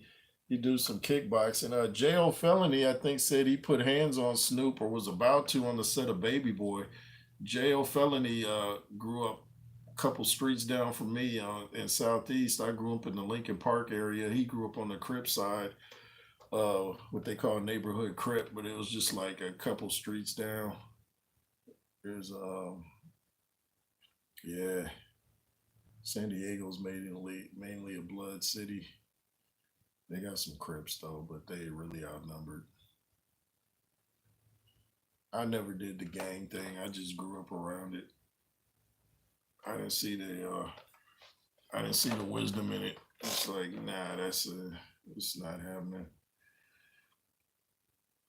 I grew up around a lot of Emerald Hills dudes, Lincoln Park. Um, yeah, Fool's Gang. Being a gang member makes no sense to me. Um, Now I even see it out here in Atlanta.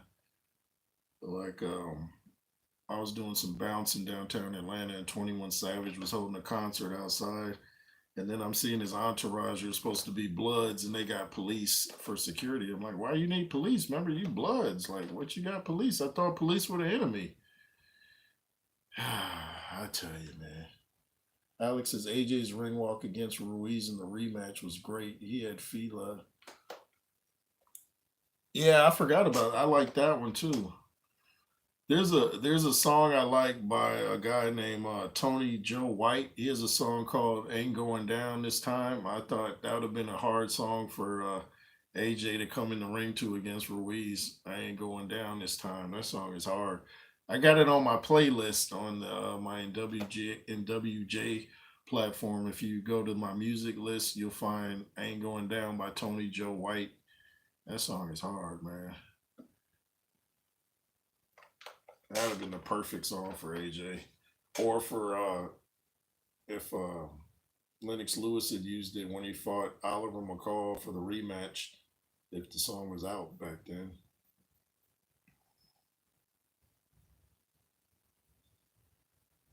I've been laid low. That song is hard, man.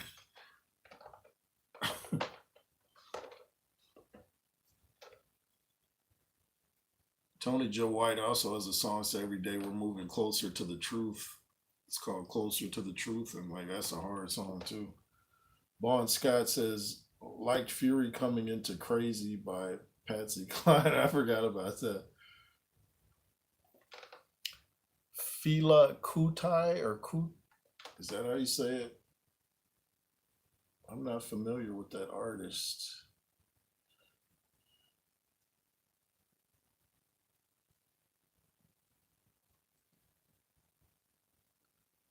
Is legendary Nigerian musician. He was repping. Oh, okay.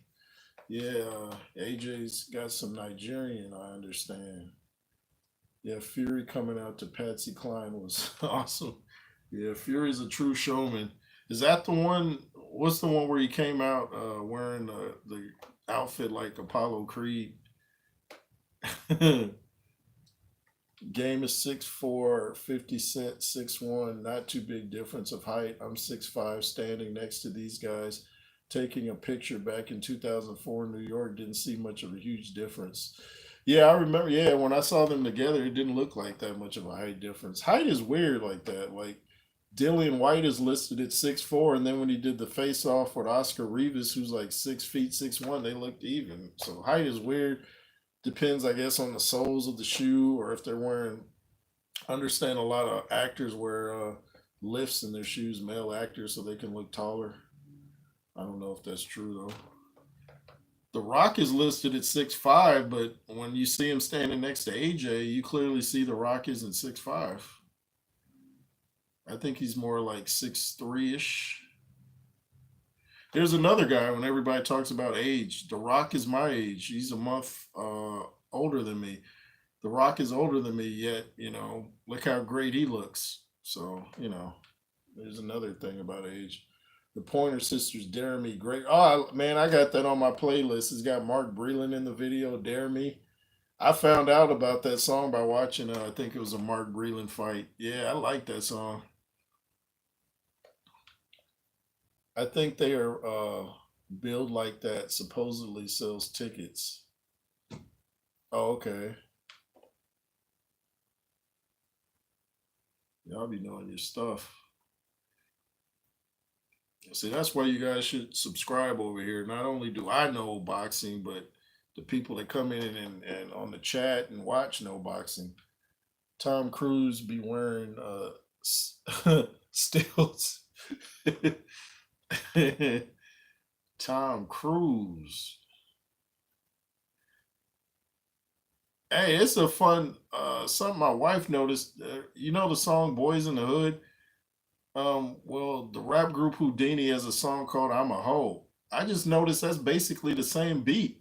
And that came out in '86, the year before Boys in the Hood. So I never knew that Dre and them took that beat potentially from Ecstasy and Jalil. Fun fact for all the hip hop heads out there. So did Humphrey Bogart think he was 5'2"? Humphrey, how tall was Humphrey Bogart? Will Smith ain't 6'2". Wait, let me see that. It says Will Smith.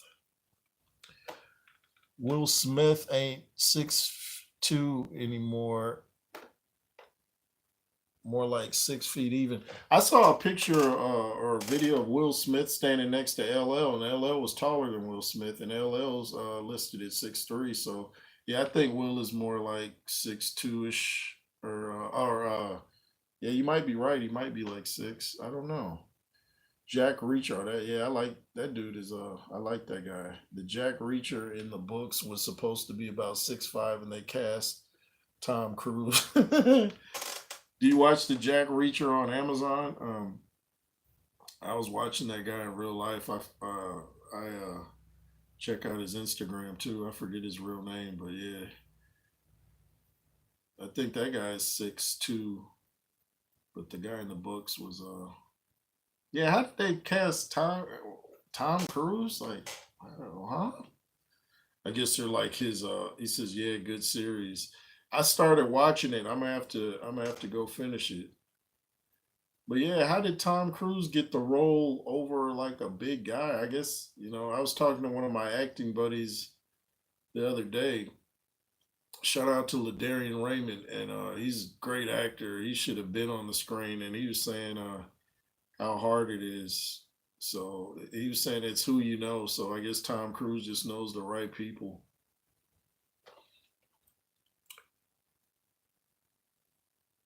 My nan was when they cast Tom Cruise as Jacker. Oh yeah. You're like, why? What? The actor in the series is closer to the book. Yeah, that's most definitely. Yeah, that dude is swole. That guy has great screen presence too. Thing about him too, I was watching him on Men's Health channel on YouTube, and he pretty much eats whatever he wants. He doesn't really have no strict diet. He just eats, like prisoners do. They just eat whatever.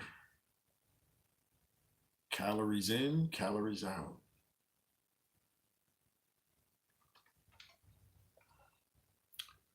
Bogart was 5'8", but used inserts to make him taller than his female cast members. Oh, I didn't know that. It's hard to find any movies where Bogart ever smiles. That dude looks serious all the time. Mr. Roos is 7 feet, close to Shaq's height. Mr. Roos is 7 feet, close to Shaq's height. Big heavyweight. Big heavyweight, are you, bro? Well, I'm not sure what you're saying there. Am I close? If you're saying, am I close to 7 feet? Nah, I'm nowhere near 7 feet, man. Um, I'm 6'3". I was 6 feet in when I was 13.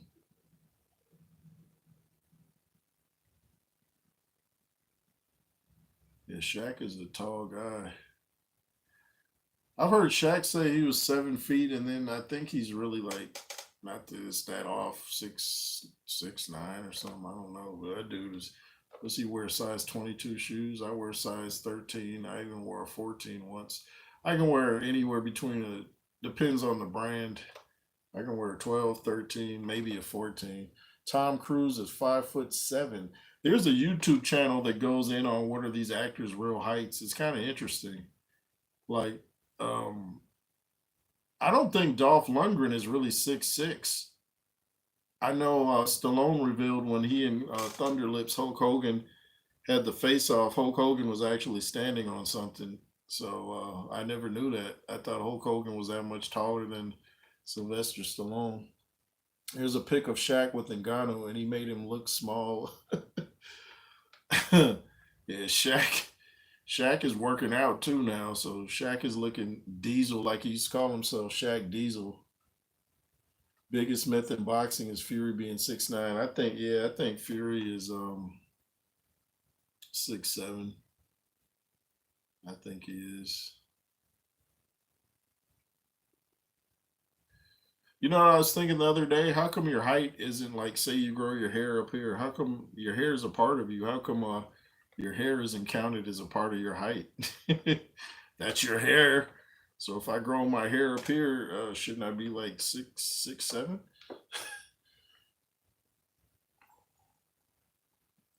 Saw a video of Hogan's son getting a DUI. Hulk was there looking broken, all those steroids. Oh, I saw that too.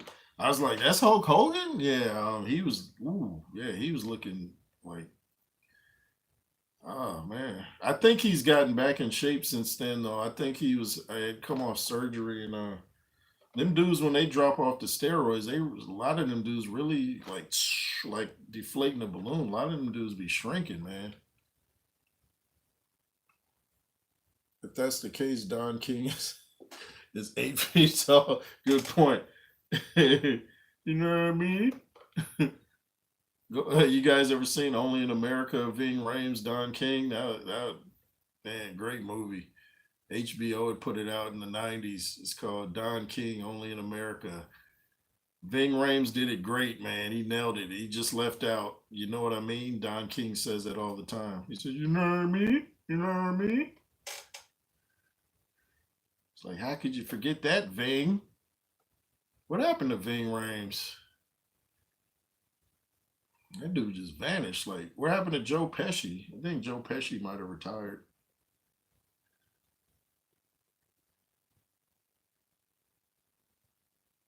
Mr. Joe Pesci. On a walking stick, too. Such a shame. Yeah, all them years of wrestling.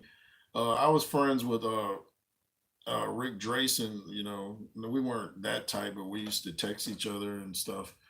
He has a great YouTube platform. He was Arnold Schwarzenegger's training partner. He played the Middle Hulk on the TV show The Incredible Hulk, and he was a wrestler. And he used to show all the injuries he had throughout his body from wrestling. And he said if it hadn't been for working out, you know that's what kept everything together. Bon Scott says, you ever see that American strongman Brian Shaw presenting prizes to those bodybuilders? They look like toddlers next to him. No, I didn't see that. Wow. MM says Rick Drayson, RIP. Yeah, Rick was a class guy, man. I loved his interviews, man. Rick Drayson, man. Yeah, he was. If you go back and watch the show, The Incredible Hulk, when he was like the middle guy before Lou Ferrigno was Arnold Schwarzenegger's training buddy. He tells the reason why he wasn't in Pump. What's the movie? Pump. What is that movie from the '70s? Pump something. Why he wasn't in that? But Rick Drayson said he told Arnold Schwarzenegger he had no chance of becoming a actor because of his accent. Good. I guess that shows how you shouldn't listen to certain people that tell you not to go for your dreams. What if Arnold had listened? Joe Pesci came out of retirement for The Irishman. Oh, I forgot about. Oh, I'm gonna have to see that. I still haven't seen that. Thanks for letting me know. He's in that. I used to watch his stuff with Rich Piana. Yeah, that's the first place I saw Rich Piana. Rich was huge. Pumping Iron. There you go. Thank you. Yeah, Pumping Iron. Yeah, Rick Drayson. I forget says why he wasn't in that, but he was Arnold's training partner, and he was a wrestler. And Rick Drayson, man, he was even friends with Stone Cold Steve Austin. Pesci was frightening, yeah, and from Goodfellas. Then was funny in Lethal Weapon. Yeah, man, that dude was crazy in Goodfellas. One dog goes one way, one dog goes the other way. What do you want from me? Yeah, Goodfellas is a scary movie. Steven Seagal said the beginning scene where they're stabbing the dude in the trunk bothered him. I was like, dude, you were cutting dudes' heads off in that one where you was fighting the Jamaicans, man. What are you talking about? Cutting a guy's head off didn't bother you, but a dude getting stabbed did?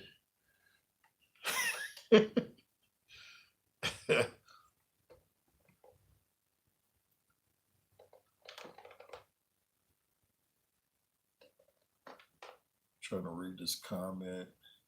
Says, yeah, Rick and Rich both died like a year apart. Yeah, that's a trip, man.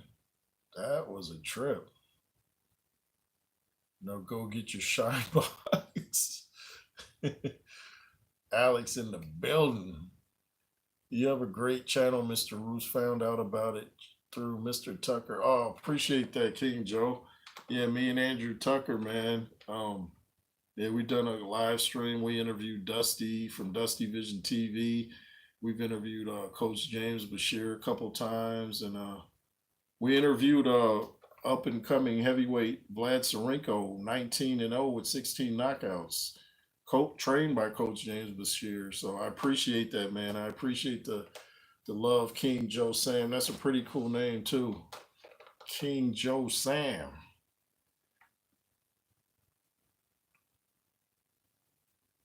He said, "That's when we all knew that was coming for Billy." Remember Joe Pesci in Home Alone? I like how he didn't use any cuss words. He was just like, fuck.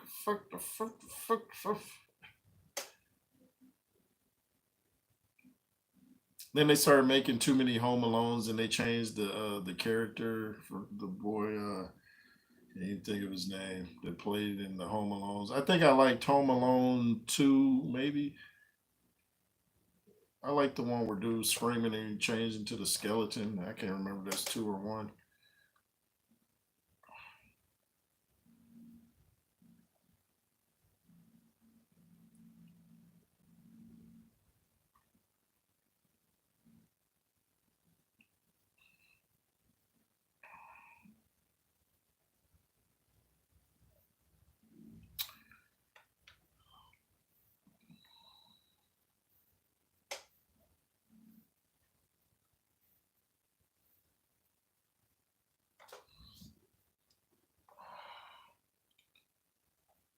Macaulay Culkin. There you go. That's what it is. Macaulay Culkin. Macaulay Culkin.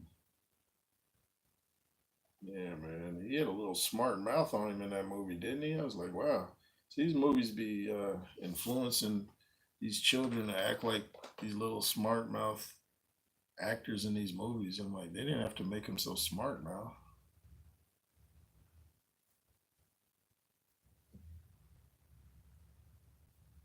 I remember my little cousin when he was little used to watch Home Alone, and he didn't know the character's name, so he would say, "I'm home alone," like he was trying to say that he was the little boy. I'm home alone. No, that's the name of the movie. That's not his name. I'm home alone. Little Kevin, all grown up. Oh, that's his name, Kevin. Yeah, he didn't know his name, so he's like, "I'm home alone" instead of "I'm Kevin."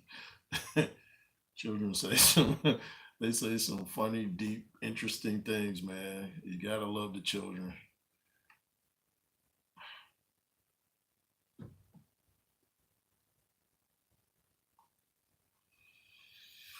But I'm getting a bit famished, y'all. So I guess I'm gonna go make me an egg and avocado sandwich. Those are so good. I put bacon on it too. Yesterday I put tomato and cheese on it just to make it really over the top. And then I'm gonna hit the weights. I'm gonna get ignorant with it. I'm gonna get stupid. Yeah, yeah. I'm gonna get my numbers up. Tell Jake Paul to move up to 230 so I can knock him out. You heard that, Jake?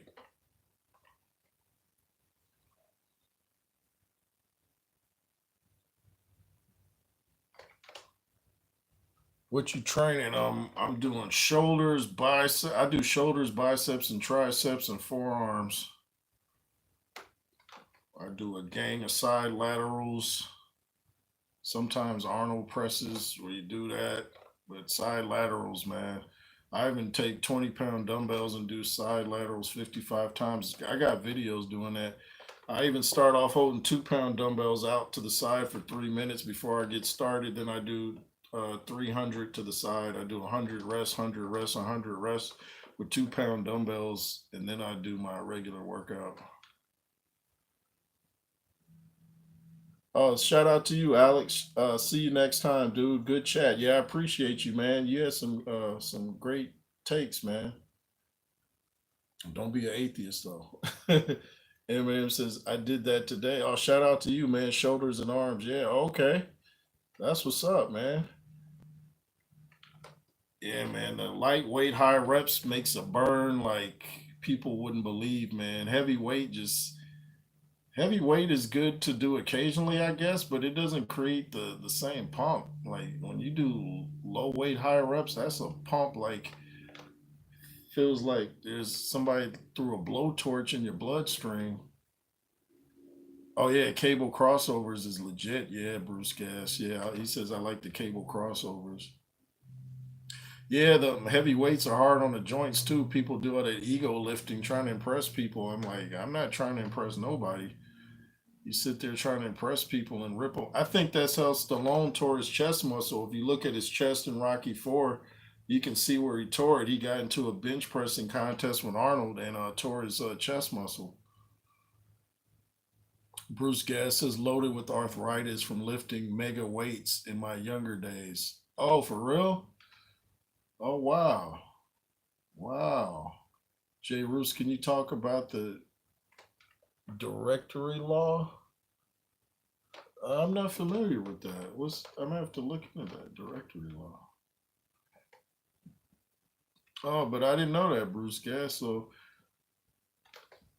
you was in there putting in work, huh? What's that supplement you were telling Tim Witherspoon you take? I take moringa. That stuff is great, man.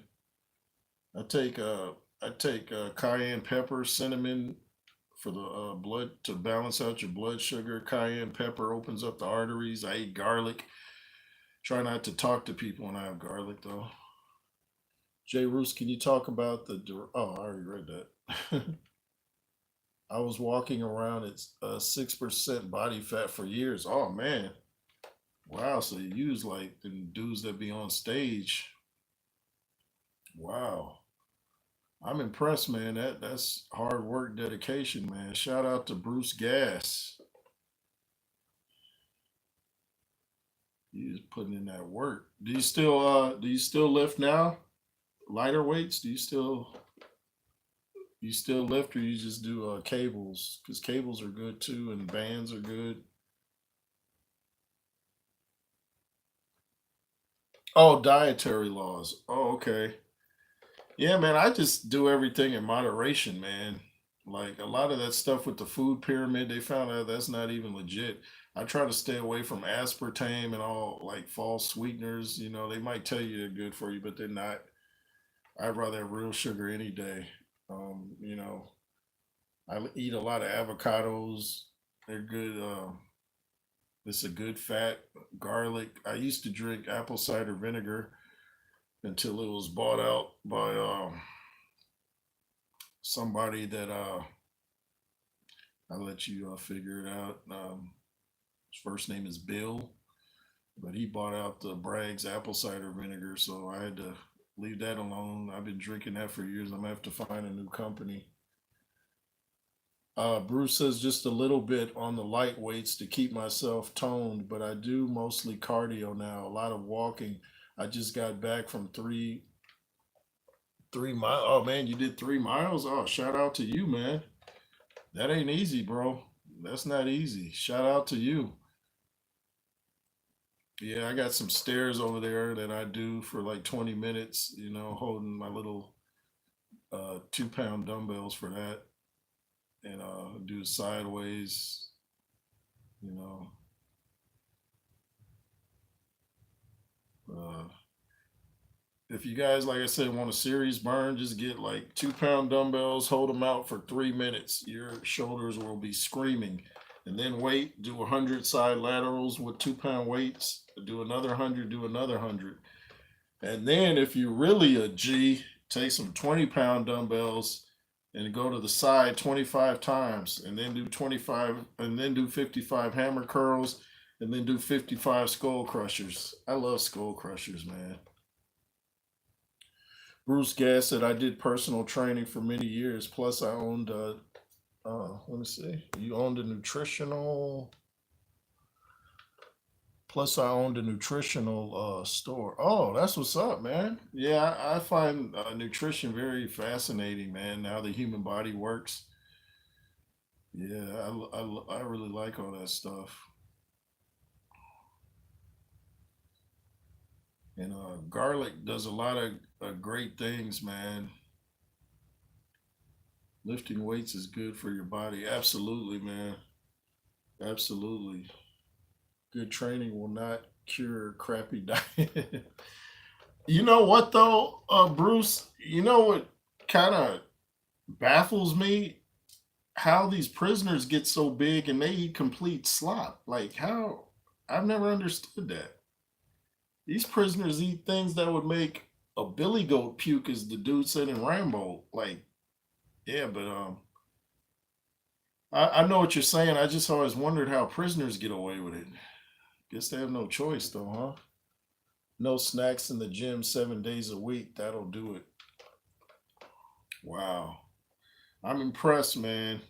I'm impressed. Anybody that works out, because working out is something that you do whether you feel like it or not. I always say it's like brushing your teeth. You don't just brush your teeth if you feel like it, you do it anyway. That's what working out is like. And it makes you mentally strong. I didn't even know there was a such thing until a couple years ago of a pre-workout. I'm like, what's a pre-workout? Oh, that's supposed to help you get ready for your workout? No, I just read the scriptures and use my mind. That's what helps me get through the workout. Like I don't like you need something to help get you ready to work out. Like, and I hear it gives a lot of people the jitters and all that. I'm good on that. Or they drink coffee because the caffeine, but the caffeine actually dilates your blood vessels, so that's restricting blood flow. So I don't know. That's what I hear anyway. I just never did no pre workouts. Like that makes you mentally strong to work out when you don't feel like it.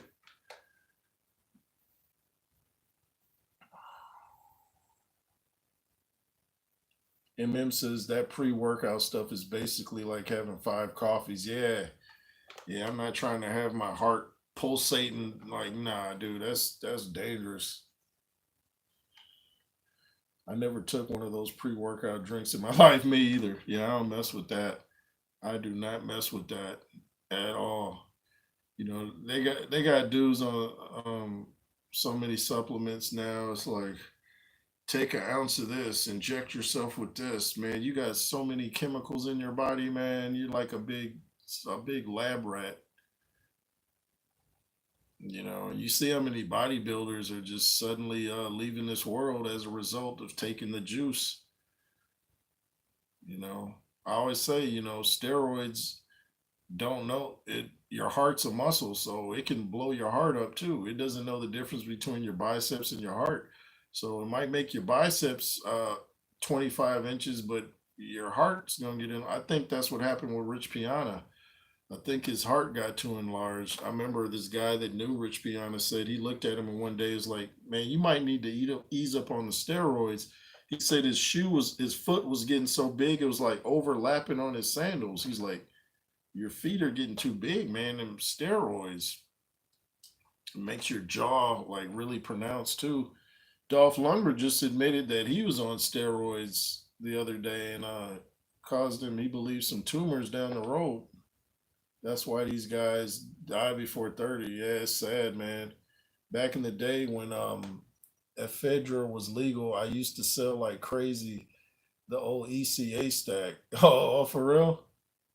Rich Rich Piana apparently had issues with cocaine too. Yeah, I've heard that. Yeah. I knew he was saying some crazy stuff and seemed real amped up at some videos. Bruce guesses Rich didn't care if he lived or died. He just wanted to get big.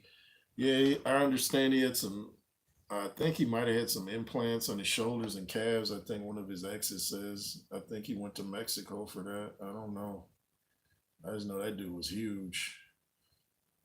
Pretty athletic too to be so huge. Uh, yeah. Jay Roos, I enjoy your show very much. Uh, yeah. Oh, thank you, man. Thanks for tuning in. Yeah, I'm about to get off here myself. Alex says Wilder needs to get back on the stage. Yeah, his Wilder's brother had got caught with roids, and Deontay was saying you should be banned for life if you're on roids. I was like, don't you know your brother just got caught? Yeah, that was his secret. Apparently, the implants. Yeah, that dude. I didn't even know such thing existed. I didn't know you could get implants. I knew I had heard about chest implants, but not shoulders and calves. I didn't know that existed. Yeah, man. Rich was a huge man. Huge man.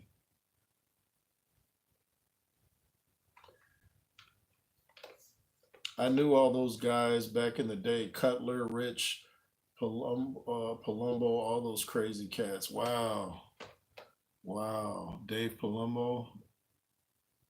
Or is it Columbo? Is it Palumbo? I'm thinking of the TV show Columbo.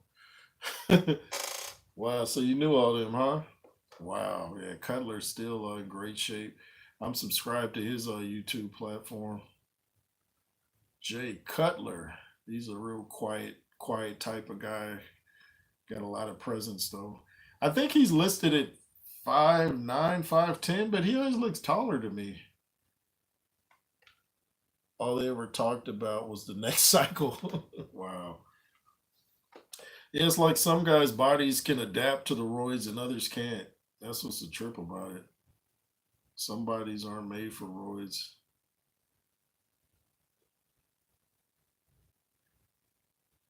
I used to get weird anonymous letters back in the 90s telling me they could get me some roids if I wanted to get them like some. I was like, who knows my mailing address? Like, well, I was like, what is this? I was desperate to be big back then, but I didn't do it.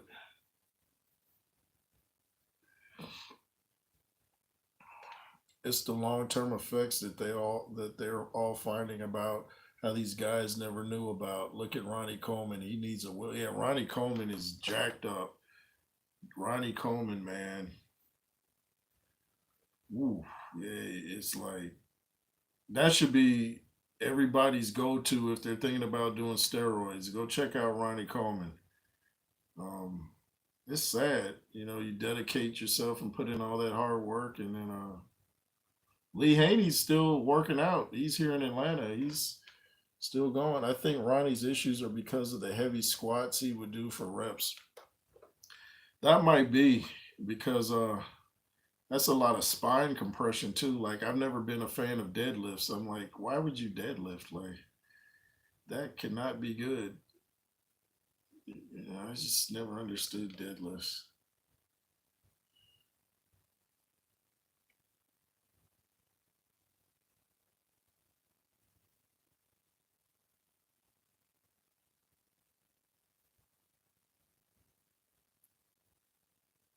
Bruce Gas says, "Are you saying that the roids have nothing to do with the condition he's in today?" Not. I don't. Nah, I'll let him answer for himself. But I think he's just saying the squats played a part. I know roids did too, though. M says his spine is because of the weight. The steroids made him strong enough to lift them, but waiting to read the rest. He said his spine is because of the weight. The steroids made him strong enough to lift them,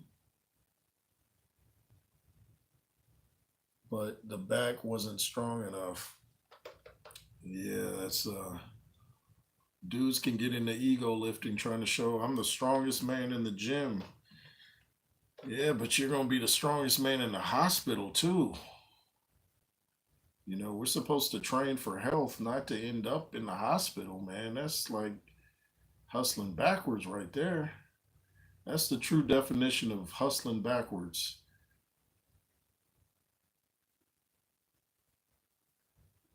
I keep saying I'm gonna get off here, but you guys, I like this topic.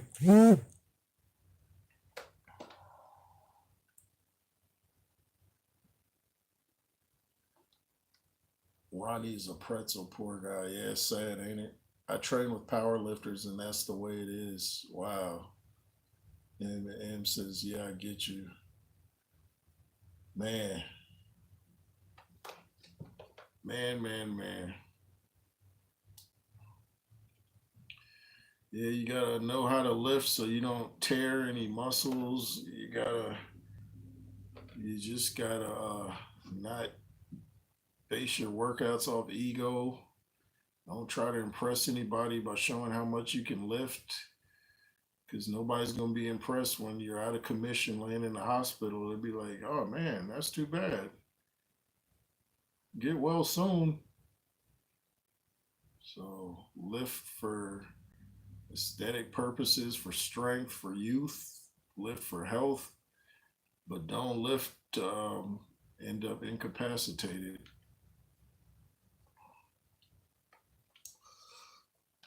Coleman suffered a herniated disc. Wow, did he? Which was caused by persistent workouts post diagnosis. Wow. Ronnie is like the real life who flew too close to this. MM says is what the internet says, so I guess he carried on lifting heavy after they told him he's wow. Yeah, man. When you lift heavy, it doesn't even feel the same. You feel it more in your tendons and like joints. When you lift light and go heavy, you feel it in the actual muscle. So I discovered that years ago. I'm like, why am I lifting all this heavy stuff when I don't even feel it the same? It's like, I just don't get that. Competitive bodybuilding isn't healthy unless it's drug free. Yeah, that's not good, man. There's a YouTube channel with a fellow Christian named Ron Williams. He's won so many natural bodybuilding contests. He really talks about not using steroids. And shout out to Chris Jones too. Great physique, no steroids. Chris Jones, and he's vascular too, man. So shout out to Chris Jones there. Viking Samurai, another guy, great physique, no roids. No roids. I think Chris Jones has a shirt that says no roids, just rage or something like that. I'm bulking, bro. Yeah, I love talking bodybuilding. Shout out to my boy Virgil. Go subscribe to V's Walk Like You Talk TV. He's recently putting in work in the gym, man. He's going ham. Virgil is going ham. He's up in San Diego. Bruce Gass says Mike Weaver, best physique of a boxer with no Mike Weaver, dude. When I first saw that dude, I'm like, who's this dude? I'm like, this dude is swole. And Lennox Lewis ended up knocking him out later on in his career, but I was like, he looked way heavier than what he was, man. Mike Weaver was, dude, that dude was, yeah, Mike Weaver, you, man, Bruce, you know your stuff. Mike Weaver was, that dude was no joke physique wise.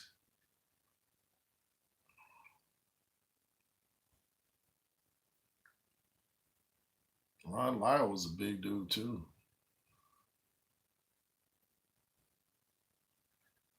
Mike Weaver knocked out John Tate. Wow. Weaver only never took drugs, but he never lifted. He never lifted weights. Wow, what was he doing? Just pull ups and push ups. Wow, that definitely looked like a weightlifting body. Wow, I remember Bruce Seldon said he didn't lift either. I was like, Bruce was swole. What's he talking about? Mike Weaver was the foreshadowing of Ngannou. I never thought of that. No disrespect to Weaver. Foreshadow. Oh, he said genetics. Yeah, genetics plays a part, man. Yeah, certain dudes do like two push-ups and they just jacked. I always had to work I was like super skinny growing up. I weighed like 140 in high school. It was like I was like super skinny. I had broad shoulders, but I could not put on no weight till the Most High taught me how to put on weight. Shout out to the Most High, Yahweh, Yeshua, HaMashiach. I like Holyfield's physique, but was he clean? Um, yeah, Holyfield was yeah. I'm gonna leave that one alone because I don't know. I know he had a great body though. Bruce said Holyfield took the syrup. Genetics equals well-timed cycles. Yeah, I guess you missed genetics with cycles and you really got something, huh? Haha, I thought so, Bruce. There are people who used to say Mike Tyson was on roids. I'm like, Mike Tyson wasn't on no steroids. Mike Tyson looked like that when he was 12 years old. Go back and look at Mike. Mike, like 16 years old, looking like a grown man. They thought he was Sonny Liston's son when he'd go to these smoker fights that Teddy Atlas would take him to.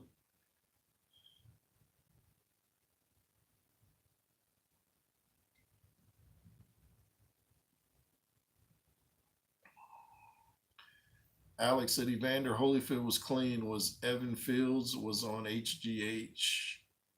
Wow, was he? He looked crazy. High 12. Yeah, Mike was that's what I'm saying. Mike was he's like he was born to fight. So, I think that'll be with him till the day he decides to hang him up, you know. He just likes to fight. It's in him.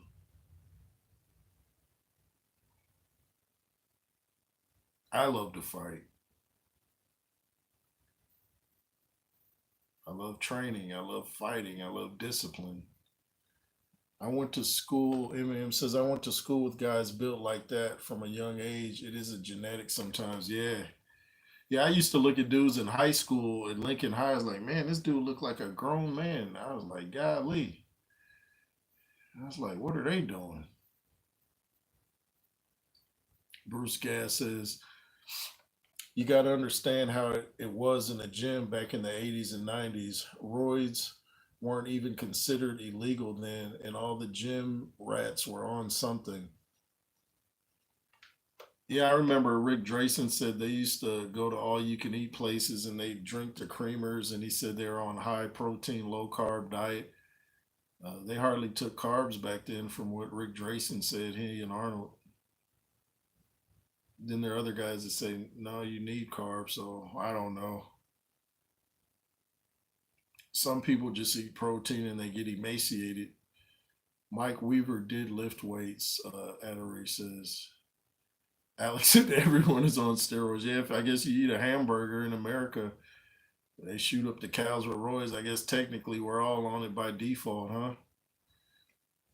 Like, man. Yeah, high protein and high fat. Yeah, yeah, you know your stuff, man. I used to eat 300 grams of protein back in the day. Crazy and expensive. He says, that comment disappeared. He said, crazy and expensive, but you need it to get huge. Wow, that protein. What are you guys' thoughts on creatine? I heard there's a good creatine and then there's a bad creatine. I've never tried it. I heard it can give you some heart issues and some internal organ issues. A certain kind of creatine. I heard creatine's in beef already though, so I don't know.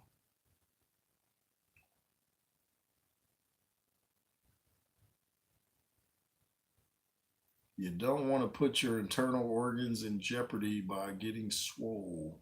You want to get swole and keep your health. I remember when it first came out, people used to drive 50 miles to my store to get it. It was so big. Yeah, it was big. Yeah. Bon Scott says I use creatine. It's naturally occurring in the body. Yeah, like aminos. Aren't aminos like that too? Pacquiao never popped dirty, but that guy was 100% juicing. I think Pacquiao just grew into his body. Like, I think because the older you get, your metabolism slows down, and so if you keep lifting, I think he just grew into being having a man body. You're not gonna look the same at when you're a teenager. You can be real thin because your body's still developing.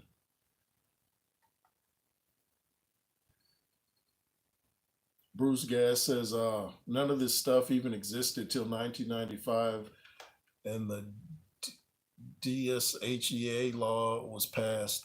Yeah, yeah, it did come out around 95. I think who I was talking about, Terrell Davis, my classmate from high school, played with the Broncos. I think he was on creatine for a while. I saw him the other day. He was looking really good. I think he's came out with his own water now or something. Shout out to Terrell Davis.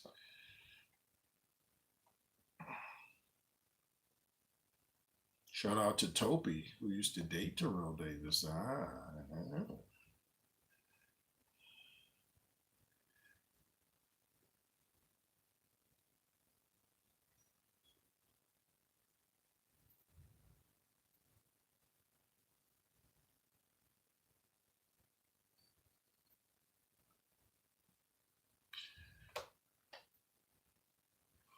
Yeah, talking about all this working out, it's really, you guys got me pumped before the workout. I shadow box in between sets too.